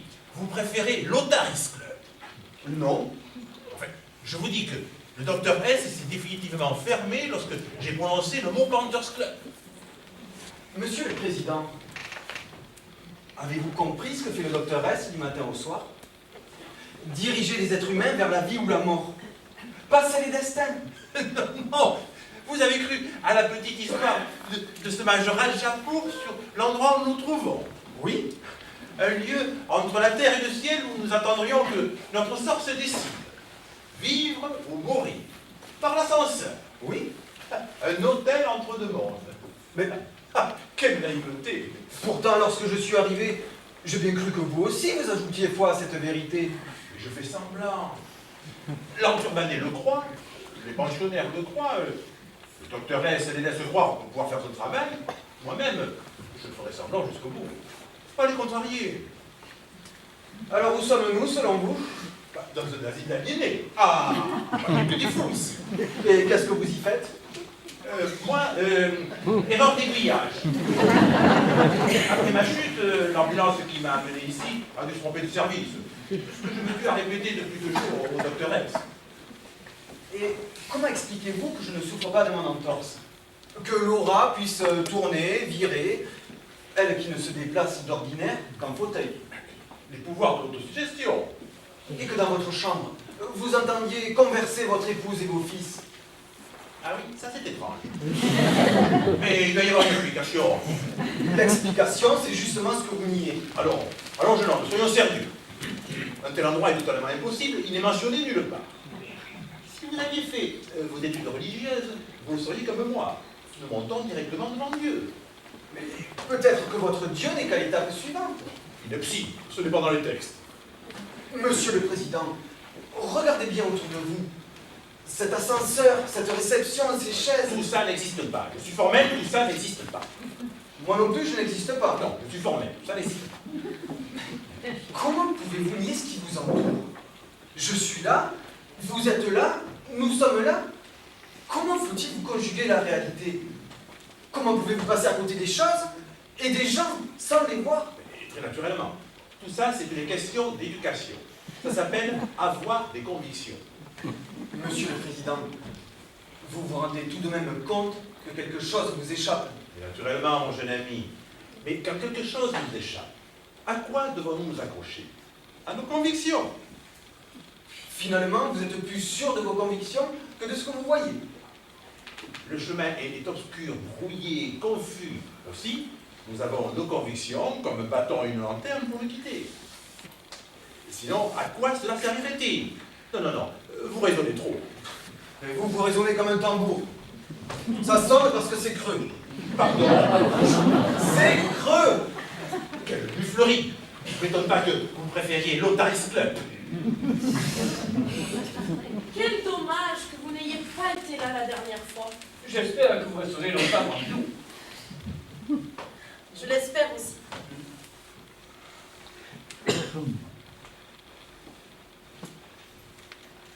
C'est plus difficile maintenant. Oui. Je ne sais plus trop quoi dire. Oui. Nous ne vous dérangeons pas au moins. Non, pas du tout. Non, pas une seconde. Je vais en profiter pour lire mon journal. Laisse-le. C'est un doux.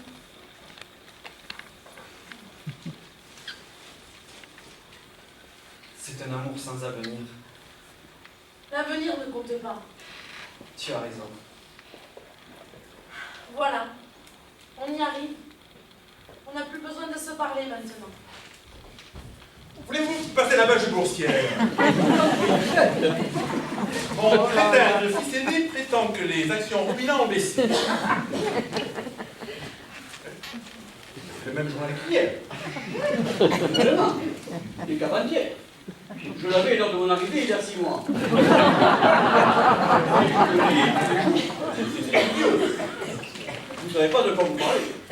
Moi qui désormais le connais par cœur, je peux vous assurer que le républicain indépendant du 12 février, on n'a jamais rien fait de mieux. Comment pouvez-vous lire continuellement les mêmes informations? Oh, je ne prétends pas éprouver à chaque fois une réelle sensation de surprise, non. Mais de l'intérêt. Oui, beaucoup d'intérêt, notamment pour cette pauvre femme de 180 kilos qui a perdu son emploi pour cause de surpoids et qui a 6 enfants à élever.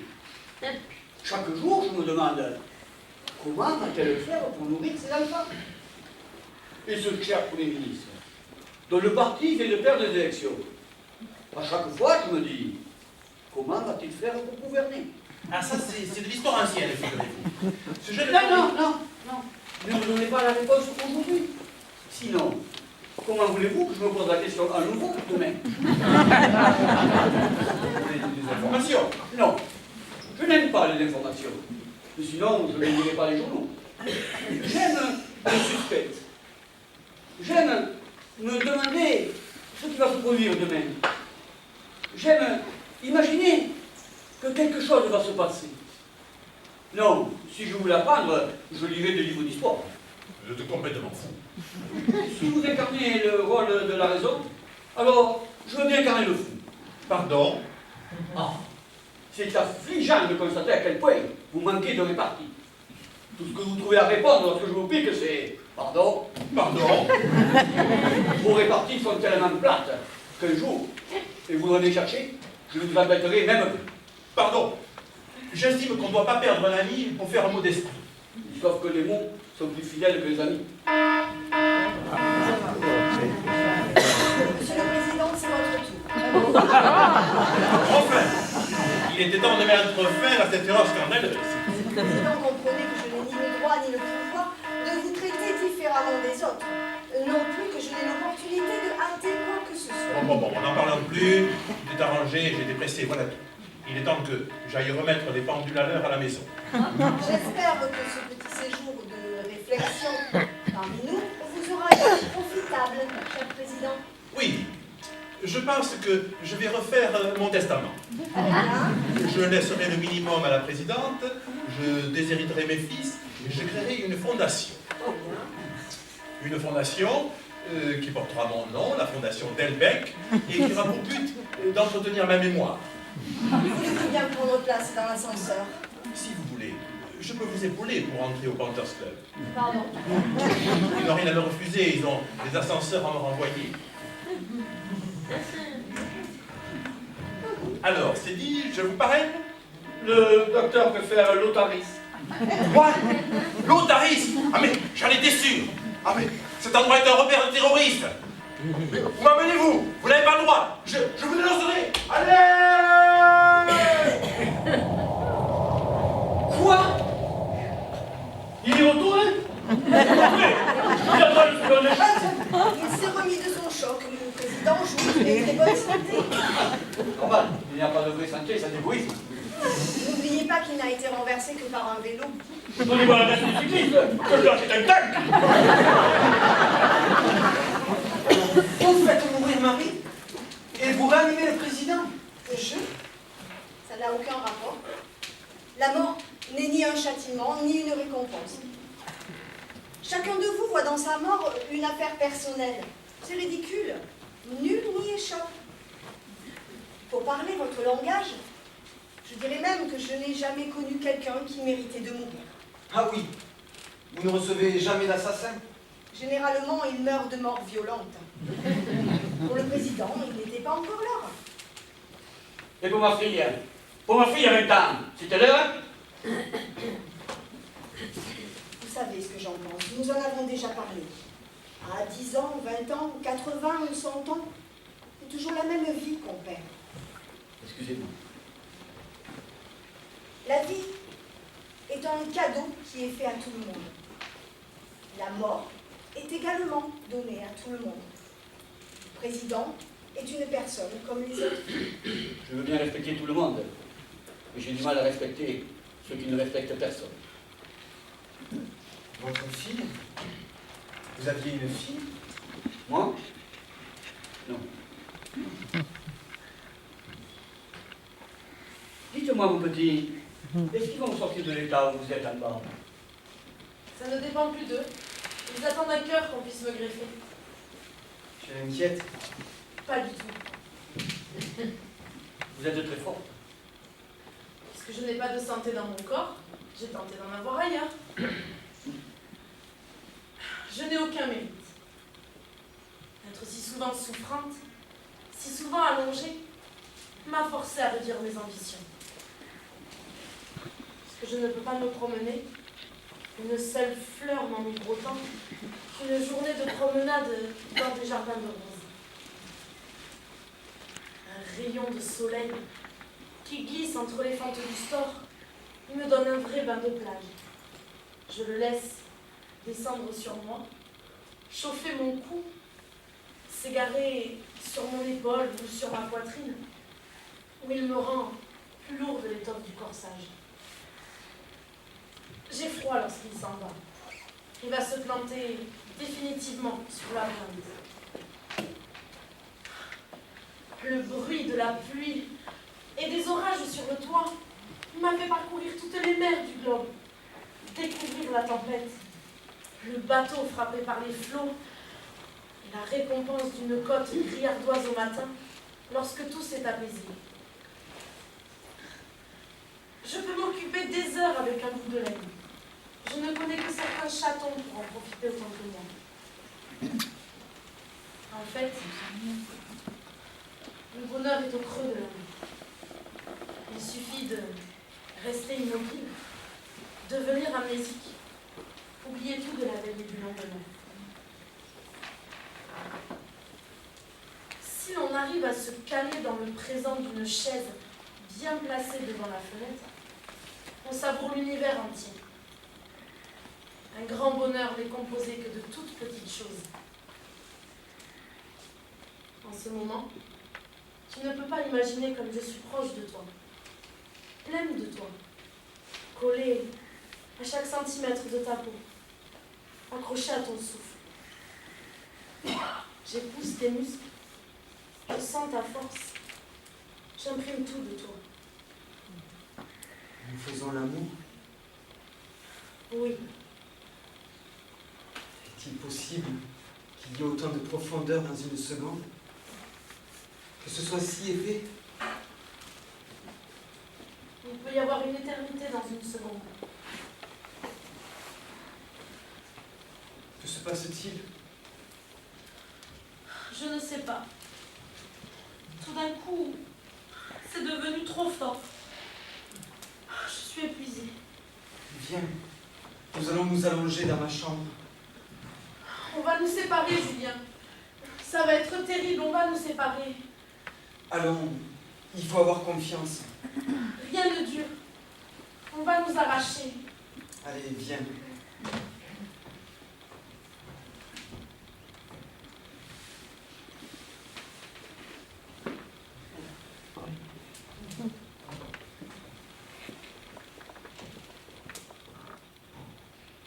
Dites-moi,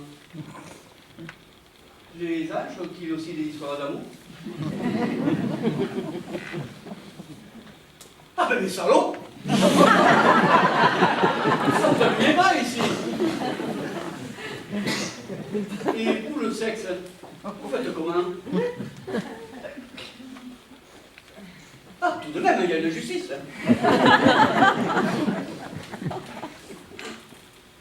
Moi? Non, on ne peut pas dire que j'ai été un grand amoureux. Pourquoi? J'ai toujours pensé que ça ne pouvait pas inspirer de grandes passions. Si, je me serais donc trompé toute ma vie d'étage. On en reparle un de ces soirs, si vous voulez.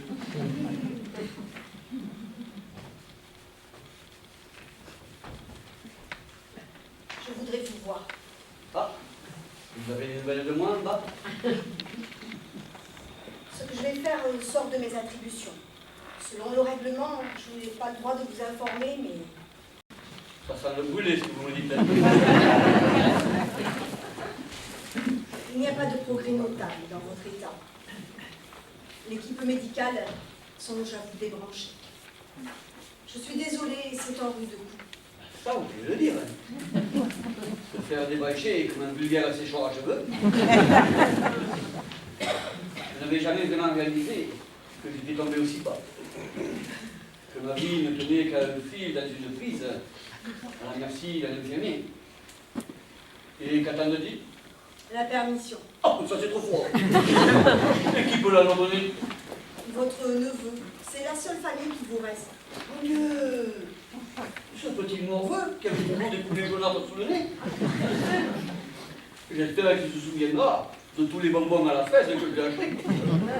Et de tous les Noëls que nous avons passés ensemble. Par contre, J'espère qu'il ne s'est jamais rendu compte que j'ai toujours triché aux cartes avec lui. Pour l'instant, il ne le trouve pas, il n'arrive pas à le joindre. Ce cher petit finit ses études aux États-Unis. C'est vaste, les États-Unis. N'ayez pas de faux espoirs. Ils le retrouveront et vous ne sortirez pas de ce coma. J'ai compris. Un instant, docteur. J'ai quelque chose à vous demander. Mais je voudrais être certain que vous me répondrez oui. Alors c'est déjà non. Accordez-moi une seconde. Je voudrais que, quoi qu'il arrive, Laura et moi, nous fassions le même trajet dans l'ascenseur. Vous comprenez? Que nous retournions ensemble sur Terre, ou que nous partions ensemble là-haut. N'avez-vous peur? Moins. Croyez-vous qu'il y ait quelque chose là-haut? Avant, le hasard me suffisait pour expliquer un univers qui m'écœurait. Oui, un brassage, une mixture de molécules. Ça devait être la recette de cette mauvaise soupe. Mais lorsque je regarde Laura, des molécules qui se culbutent au hasard auraient créé Laura. Les chocs qui font les graviers et la fumée seraient responsables de la beauté de Laura, du sourire de Laura, de l'esprit de Laura. Peut-être. Non, maintenant j'ai une raison d'être optimiste. Elle s'appelle Laura. Que vous aimiez la vie, tant mieux. Mais n'avez-vous pas peur de la mort? Moi, Un Dieu qui vous fait être peut aussi être un Dieu qui vous fait disparaître. mais à quoi bon être une fois, si ce n'est pour être toujours? Pourquoi voulez-vous que les choses durent? On ne nous a pas donné l'intelligence pour la supprimer. Sinon c'est un cadeau inutile, empoisonné. Je fais le pari. Savoir qu'on meurt est un signe. De quoi? Le signe qu'on ne fera pas que mourir. Tout est obscur pourtant. Mais là où je voyais de l'obscurité, je veux voir une promesse de lumière. Et tout cela, vous le devez à Laura? Qu'est-ce qu'un miracle? Ce qui donne la foi. Laura est mon miracle. Évidemment. Un miracle suffit. Maintenant, je suis confiant. Je veux aspirer en ce que je ne comprends pas. Laissez-nous partir ensemble. Je voudrais pouvoir vous dire oui. Dites oui. Je n'ai aucun pouvoir. Aucun. Hein? Le sort de Laura dépend des circonstances et je ne commande pas aux circonstances. Bien sûr, bien sûr. Je retourne voir Laura. Je suis idiot de passer tant de temps loin d'elle.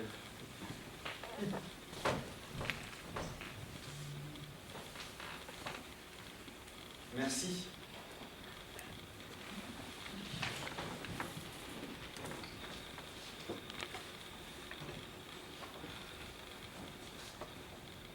Vu le métier, juger les gens, gagner leur confiance, et subitement leur avouer qu'on n'a aucun pouvoir. Je vous apprécie, docteur. Au début, je vous trouvais rude. Vous en voulez même de ne pas nous donner de réponse. Vous ne vouliez pas de réponse, vous vouliez vous nourrir d'illusions. Eh oui, les convictions. Comme le président. Les convictions. L'arme des faibles et des ignorants. Même les convictions négatives valaient mieux qu'un doute. Je voulais qu'on me dise, c'est comme ceci, pas comme cela. Et puis, vous avez appris à vous contenter d'hypothèses. Ah oui. Jouer avec les hypothèses, comme on joue avec des bulles de savon. Et puis quand on ne sait plus, imaginez encore. Voici le numéro de téléphone de mon neveu. On l'appelle pour me débrancher. C'est inutile. Ce qui arrivera, arrivera. Je n'ai pas à communiquer cette information. Docteur, s'il vous plaît, il faut faire vite. Laura est à Saint-Louis, comme moi. La manœuvre est toute simple. Il suffit d'arracher le fil, de me prendre un morceau de chair dans ma poitrine et de le descendre étang en dessous. Ce que vous me demandez est interdit. N'en avez-vous pas assez de voir défiler les gens? De les voir enfin devenir meilleurs, peut-être? de les voir prendre conscience de tout ce qu'ils ont raté et réussi. Et hop, tout cela ne sert à rien. Vous n'avez pas assez que la loterie, que le hasard soit une loterie, que le brassage soit le seul mystère. Pourquoi ce grand silence de Dieu? Dieu est-il aussi lui-même dans le coma? Pourquoi ne répond-il pas? Dieu est en état de choc? Remplacez-le. Réanimez-le. Depuis des siècles, on parle de lui à son chevet. Qu'il se réveille. Ou bien, s'il s'en fout, s'il roupille définitivement, remplacez-le. Jouez la providence. Ne soyez pas naïfs.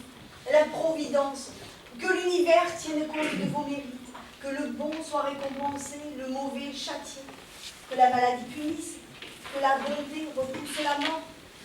Une volonté, une justice, n'importe quoi qui ressemblerait à une justice, même une justice injuste. Cela voudrait dire qu'il y a une volonté, un ordre, une pensée, quelque chose qui ressemble à de l'homme au-dessus de vous. Au lieu de cela, et depuis toujours, la vie n'est que ce qu'elle est, sourde, aveugle, indifférente. Et la volonté, ma volonté, la vôtre. Vous séjournez dans l'endroit du monde où la volonté est le moins présente. La liberté n'existe qu'à condition qu'on y croit et qu'on l'affirme. Est-ce qu'une fois, une seule fois, vous ne voudriez pas mettre un petit grain de sable différent dans la machine indifférente? Un petit grain de sable. Un tout petit grain de sable. Tout simplement humain. Pour en finir avec le hasard. Et puis docteur, imaginez un peu la joie, la volonté d'enfreindre le règlement. Pourquoi ne pouvez-vous pas vous empêcher de mêler des sottises à des réflexions intelligentes? Parfois, en vacances, quand j'étais petit, je grimpais dans le grenier du jardin. De là-haut, je voyais tout l'univers du village. Je me sentais galvanisé, différent, supérieur. Si je veux, pensais-je, je peux m'empêcher de respirer. Et je retenais ma respiration. Et plus c'était difficile, plus je devenais rouge sous la chaleur des veines qui en fait beaucoup, plus je me sentais fort, invulnérable. Un autre jour, je me disais, si je veux, je ne mourrai pas. Ça me semblait facile. D'autant plus facile que sur le moment, il n'y avait rien à faire. Plus tard, j'ai fini par saisir que je n'échapperai pas. Inéluctable. Voici ma première leçon de ce si long séjour parmi vous. Acceptez l'inéluctable. Maintenant, je veux qu'on se serve de moi pour faire vivre la petite. Mon cœur battra à la place du sien. J'aurais fait le cadeau de ma mort.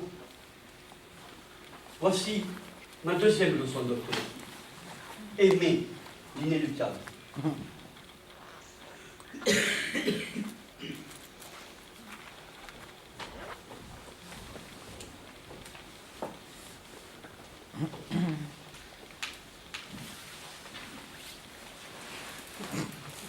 Mais si, je t'assure, je sais qu'on oublie ce qui s'est passé ici lorsqu'on redescend sur Terre. Je n'avais gardé aucune conscience lors de mon premier séjour, et la mémoire me m'est revenue que lorsque les portes de l'ascenseur se sont écartées. Julien, imagine que nous n'allions pas nous reconnaître sur Terre. Je ne me fais pas de soucis. Je te reconnaîtrai. Non, un jour, nous allons nous croiser n'importe où, dans une rue, dans un couloir, et ton regard passera au-dessus de moi. Tu ne m'apercevras même pas. Impossible. Je te chercherai partout. Moi aussi. Cependant, je veux que tu t'entraînes. Quoi? Je sais une chose qu'ignore même le docteur S. Lors de mon précédent séjour, j'avais commencé à apprendre le tango avec Juan, un homme qui se trouvait ici. Comment? avait plus de 80 ans. Oh, il était tellement heureux de se retrouver souple, décloué de ses rhumatismes, qu'il voulait danser. Je lui ai servi de partenaire. Soit, Je n'avais jamais dansé. soit. Écoute, lorsque je suis redescendue, j'ai oublié cet hôtel, Rouen et les leçons de tambour. Mais mon pied savait toujours les pas. Je les esquissais de temps en temps malgré moi. La conscience oublie tout de ce qui s'est passé ici, mais la peau en garde la trace. Nous devons nous entraîner. Je veux être certaine que nos corps se reconnaissent. Si tes mains ne sentent pas ça, ce n'est pas moi. Je t'aime. Sans mes cheveux. Un parfum d'herbe fraîchement coupée et une odeur de poivre. Si tu ne sens pas ça, ce n'est pas moi. Je t'aime. Regarde mes yeux. Des fils verts et violets. Combien? Ben, je ne sais pas, moi. Il y en a plus de 1000. S'il y en a moins de 1000, ce n'est pas moi. Je t'aime. Embrasse-moi. Je ne me fais pas de soucis. Je te reconnaîtrai. Non. Je suis idiote. Tu vas me chercher dans des tas de filles qui ne seront pas moi. Et lorsqu'elles te souriront toutes. Tu leur parleras, tu leur feras la cour, tu les embrasseras. Je vais obtenir le contraire de ce que je cherche. Non, non, non, il faut vite trouver autre chose. Je vais t'apprendre un code. Un code secret. Je t'embrasse les oreilles. 1, 2. Je t'embrasse le front. 3, 4. Je t'embrasse les yeux. 5, 6. Je t'embrasse les lèvres. 7, 8. C'est très bien. Répétons. 1, 2. Tu m'embrasses le front. 3, 4. Tu m'embrasses les yeux. 5, 6. Tu m'embrasses les lèvres. 7, 8. Encore une fois? Julien, il faut que je vous parle dans votre chambre. Bien.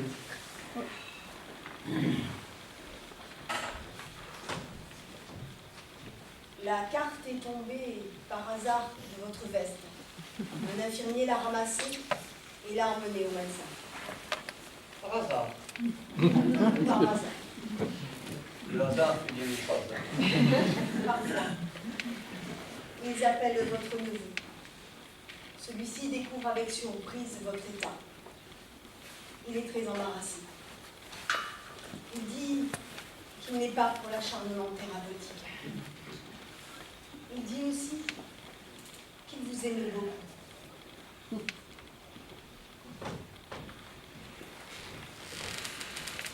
Qu'il m'aimait beaucoup. Vous ne vous sentez pas bien? Si, si. Vous savez, j'avais une fille autrefois. Elle vous ressemblait un peu. Les mêmes petits yeux ironiques qui avaient l'air de se ficher du monde. La même impertinence dans le profil. Cet air crâne de celle qui ne se laisse pas impressionner par la vie. Les mêmes cheveux lourds, soyeux, comme de la belle santé cuisselle. Je la trouvais tellement belle, tellement femme, que je me disais, mais c'est pas possible. Elle n'a pas pu venir de toi. Elle avait des pouvoirs magiques. Quand elle entrait dans une pièce, elle faisait fondre toutes les médiocrités de l'existence.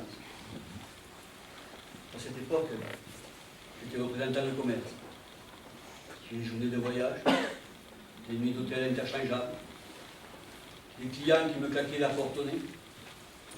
Mais au fond des ténèbres, j'avais ma veilleuse, ma lumière, ma fille. Et puis tout d'un coup, mes affaires ont pris de l'importance. J'ai décoché de beaux contrats outre-Atlantique.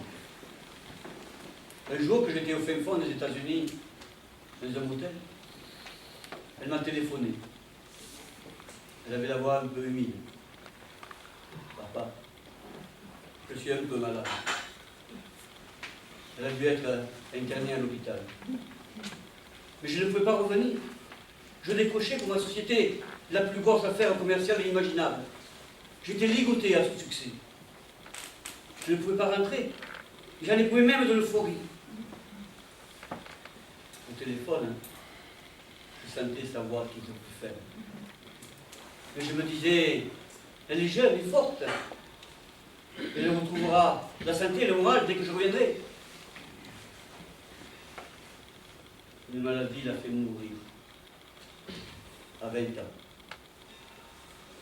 Un virus. Une machine de guerre implacable, qui grignote les forces et les chairs, et ne vous laisse qu'un tout petit cadavre sur un lit. Je suis rentré trop tard. Juste après. J'ai quitté mon travail. J'ai fait tourner les tables, briller les boules de cristal. Je voulais qu'elle me parle, qu'elle n'ait pas disparu. Je ne découvrais que le silence. Alors, je suis devenu le mage Rajapu, toujours coiffé de ce fichu turban d'opérette qui m'empêchait d'abord de hurler ma douleur. Les souvenirs d'un enfant mort sont comme enfermés dans un sanctuaire, gardés par la peine. Je n'ai rien su faire pour elle. Vous ne pouviez pas. Je n'étais même pas là. Vous ne pouviez pas. Je me sentais coupable. J'aurais voulu réparer. Réparer. On ne répare pas. Si, je l'ai fait un jour, avec quelqu'un d'autre. Ah oui? Ce jour-là a dû être merveilleux. Merveilleux. Je vous aime bien. Ici, tout le monde se moque un peu de vous. Mais moi, je vous aime bien. Merci. Laura, je vais vous demander de me laisser seule avec le mage. Bien, docteur. Est-ce que cela... À tout à l'heure. À tout à l'heure. Dépêchez-vous. Nous n'avons pas de seconde à perdre. Est-ce que cela va marcher? Montez dans l'ascenseur. Je sais que vous n'avez pas le droit de me dire quoi que ce soit. Mais est-ce que cela va marcher? L'équipe médicale a décidé de greffer votre cœur à la place de celui de Laura. Merci. Ne dites rien. Personne ne m'a jamais dit ainsi. Surtout en partant vers le haut. Merci.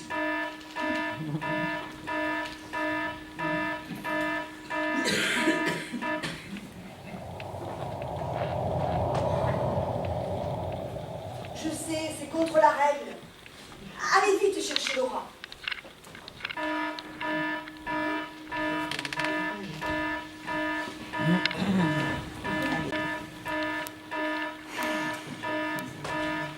Laura, c'est votre tour. Non, non, non, pas déjà. Dépêchez-vous, nous n'avons pas une seconde à perdre. Non, pas maintenant. Et le mage? Oh, j'aurais voulu embrasser le mage. Confiance, mon amour. Tu m'embrasses les oreilles. 1, 2. Tu m'embrasses le front. 3, 4. Tu m'embrasses les yeux. 5, 6. Tu m'embrasses les lèvres. 7, 8.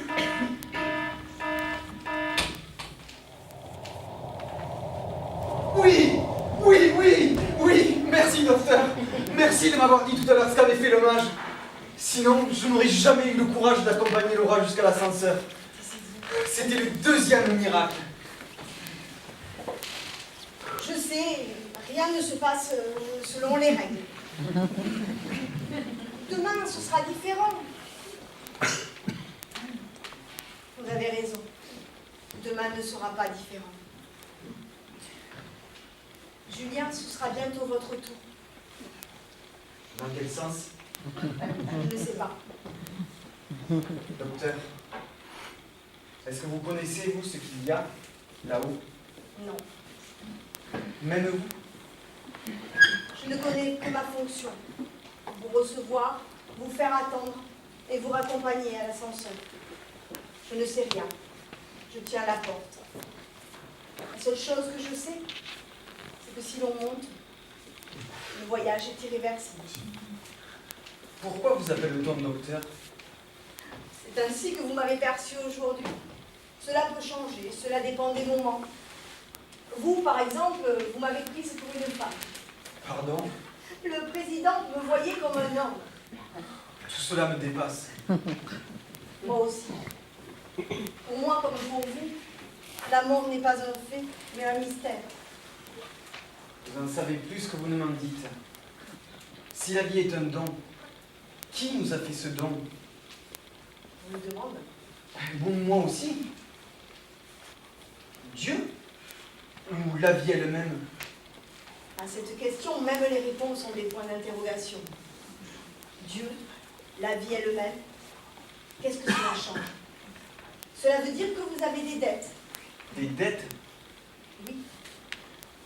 On vous a fait un cadeau. Il faut le recevoir, puis le soigner, et ensuite le transmettre, le cadeau. Donner la vie à votre tour.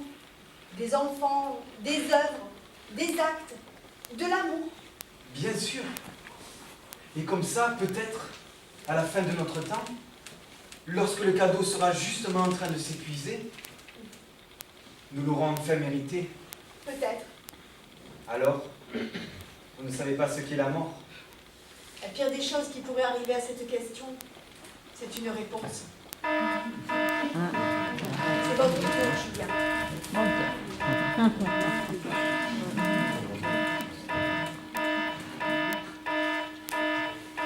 C'est curieux. Même si je devais mourir maintenant, je serais serein. La confiance. Pourtant, je n'en sais pas plus. Mais je suis moins effrayé par ce que j'ignore. La confiance est une petite flamme qui n'éclaire rien, mais qui tient chaud. Doctoresse, si Laura et moi nous nous retrouvons sur Terre, croyez-vous que nous nous reconnaîtrons? Oui, je le crois.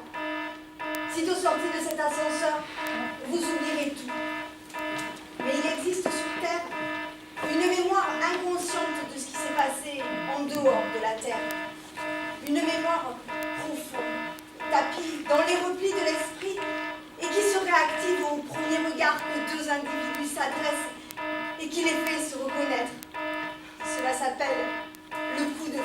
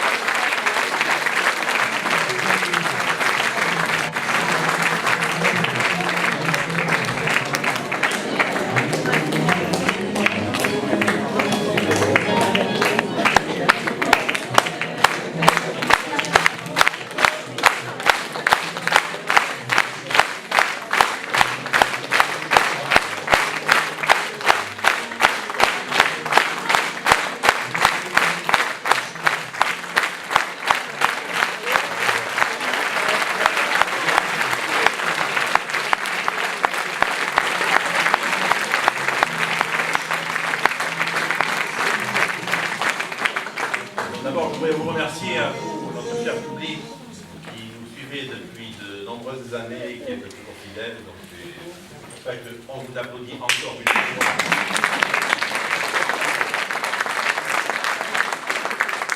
Je voudrais quand même vous présenter un petit peu les éléments de la troupe. Alors je vais commencer par les anges. Alors, effectivement, on ne va pas débattre sur le sexe des anges. Mais on va commencer par celui qui ressemble le plus à une demoiselle, Maëlys Leroux.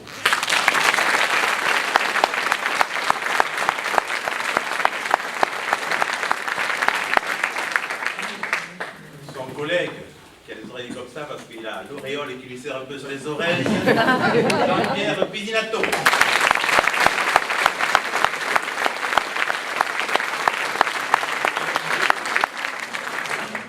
Elle frotte, elle gratte, elle nettoie, elle s'enchaîne, pas étonnant qu'elle soit si fatiguée.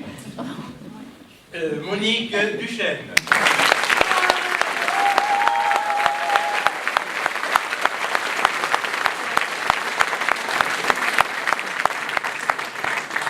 Docteur S ou Doctoresse. Cet étrange personnage asexué est interprété par Marie-Laure Serre.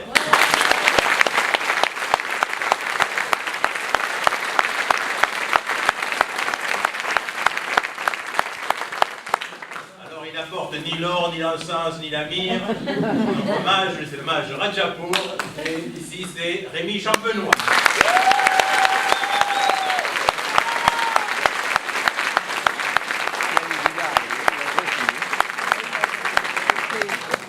Il n'a jamais été bien aimé. Elle va pouvoir enfin laisser ses rêves de côté pour vivre la réalité.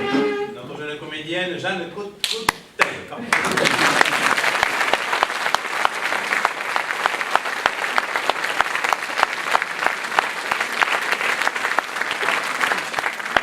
Il est jeune et il est beau. Il avait une belle auto. Joachim Schlogel.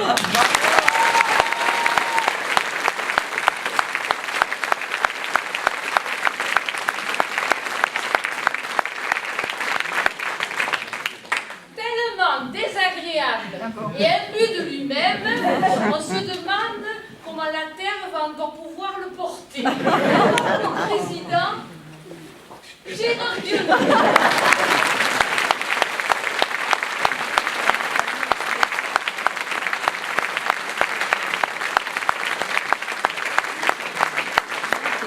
Dans le Notre temps. président n'avait pas que cette étiquette ce soir, il avait aussi l'étiquette de metteur en scène et de décorateur. Il ne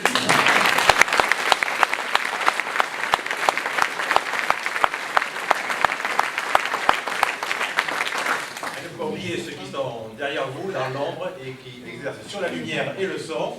Alors, Willy Catimichaud, Didier Mardon et Gérard Destieux.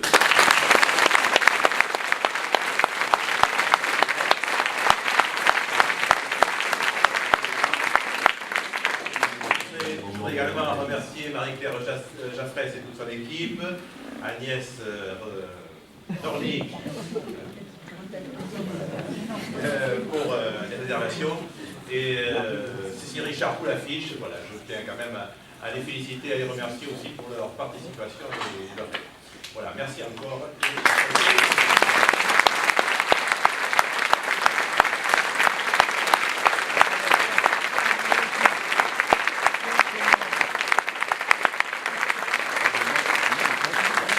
Merci à vous tous, et puis il y a un buvette qui est là, si vous voulez parler, voilà, on vous remercie beaucoup.